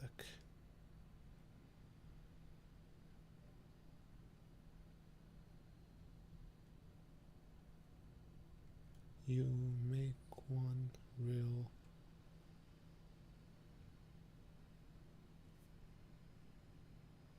I got Nathan Legends. Nathan, or your homie Nathan from school? My homie Nathan. Oh, okay. Yeah, sorry. Yeah, sure. I think he has to make a Discord though. Alright. He's coming through at the tail end though. I don't know how long niggas are gonna stay. Actually, that's okay. Doesn't matter. Wait, I don't understand. Like, what's the fight here? Because it looks to me like, I don't know. It doesn't look like a serious fight. He went gear It's 2, like- bro. Yeah, but if he hopes to damage Jinbei at all, like he has to go at least gear 2. But at the same time, it still doesn't look like a serious fight. But it looks serious to me. Like that nigga was not playing around. He's like, yo, get the fuck out of my way. He hit him for real. Like, and it wasn't like a no-name attack. It was a pistol to the face. And that's not. You tell me that's not serious, bro? Okay, well, but you still see this as reason enough for Sanji to be below Jinbei? No, I was just talking. That was an example for his Jinbei's durability. I'm not using this necessarily as an for argument sure. for him. Being over. Durability, even I could give you a better argument for why Jinbei would be like there's a durability for feat for Jinbei would be what was it? He fought Ace for like how many days? Like that's impressive. Oh yeah, we gotta also consider. Oh yeah, he did. Ace. Wait, hold on. Ace, Lucci. I'm not gonna lie to you, bro. Right now, I want to put Lucci above Zoro. Rob, bro, come on, bro. You don't even know what's going on with that fight. You keep. I don't think Zoro is actually like. Personally, well, actually, yeah, we don't know, but I don't think he would be held up like that for over Rob. You'd put him below Yamato and Zoro? Who? Rob Lucci. Yeah, Yeah. I think Yamato for sure could whoop Lucci. I literally think Luffy went Gear 5 for fun, bro. Like Now he look, didn't sweat even a little bit in that fight. the way I see it, Rob Lucci is on par or stronger than Gear 4, but nowhere near Gear 5. Yeah, of course. That's And what Yamato is for sure stronger than Gear 4. that's what I see. Yeah, So like I'm comfortable with that. Luffy went Gear 5 because, you know, like, okay, I need something more than Gear 4. Not like for fun, ha hee hee ha ha. I could have beat him with Gear 4, not because of that.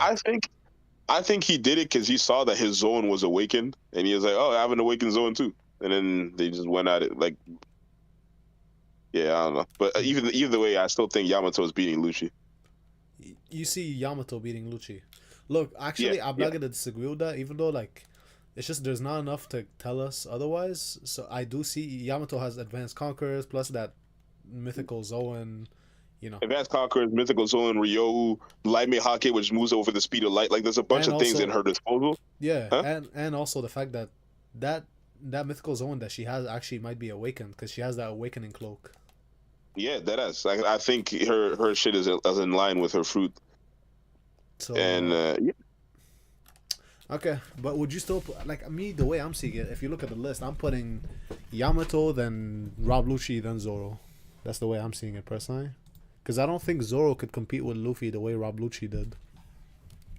Not that he did too much, but you know what I mean. I think Zoro would do okay. even worse. Who was Zoro fighting at the time? Is the giraffe nigga, right? What's his name? Yeah, Kaku. No, but he would one shot him. True, he did one shot.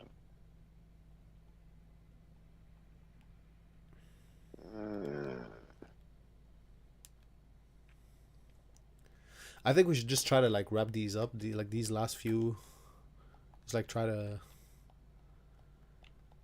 scale them real quick, and then we could wrap up the stream. Okay.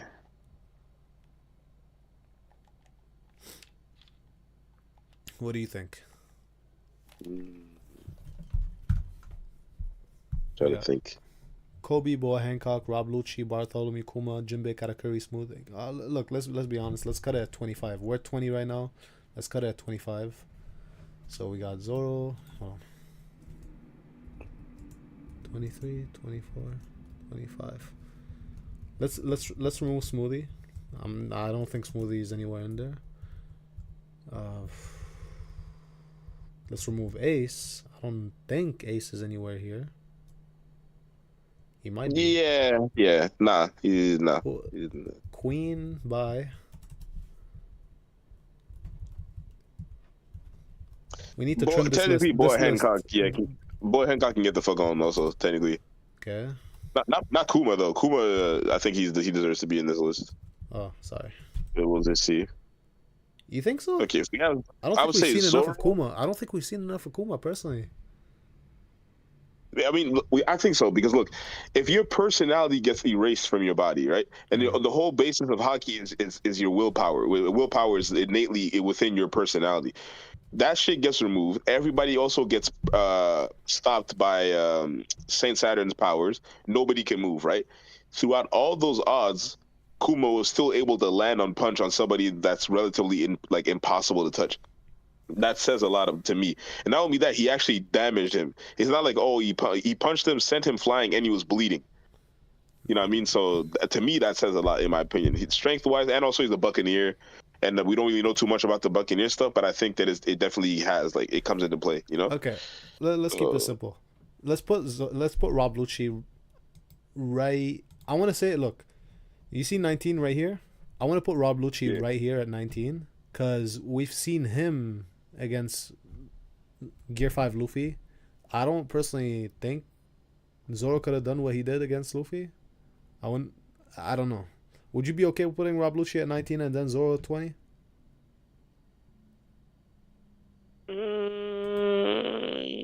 Fuck it, yeah. Fuck it. Yeah, I'm okay with that, personally. Okay, then we put Zoro right here. And then... Okay. These idiots right here. I get King for sure. He has to be lower. Katakuri also. So we got... For the contenders for number 21, I guess we could either put Kobe, Sanji, Bartholomew Kuma, Jinbei. Those four. Yeah. We can actually, I'll even think that we should cut it here. Because Oh, adding yeah, the rest of it's the a five, 20, actually. Yeah. You're right. yeah, let's leave it at 20 for now, and then we'll revisit it when the other niggas another time. All right, then. All right, that was a good stream. For That was sure, fun. for sure.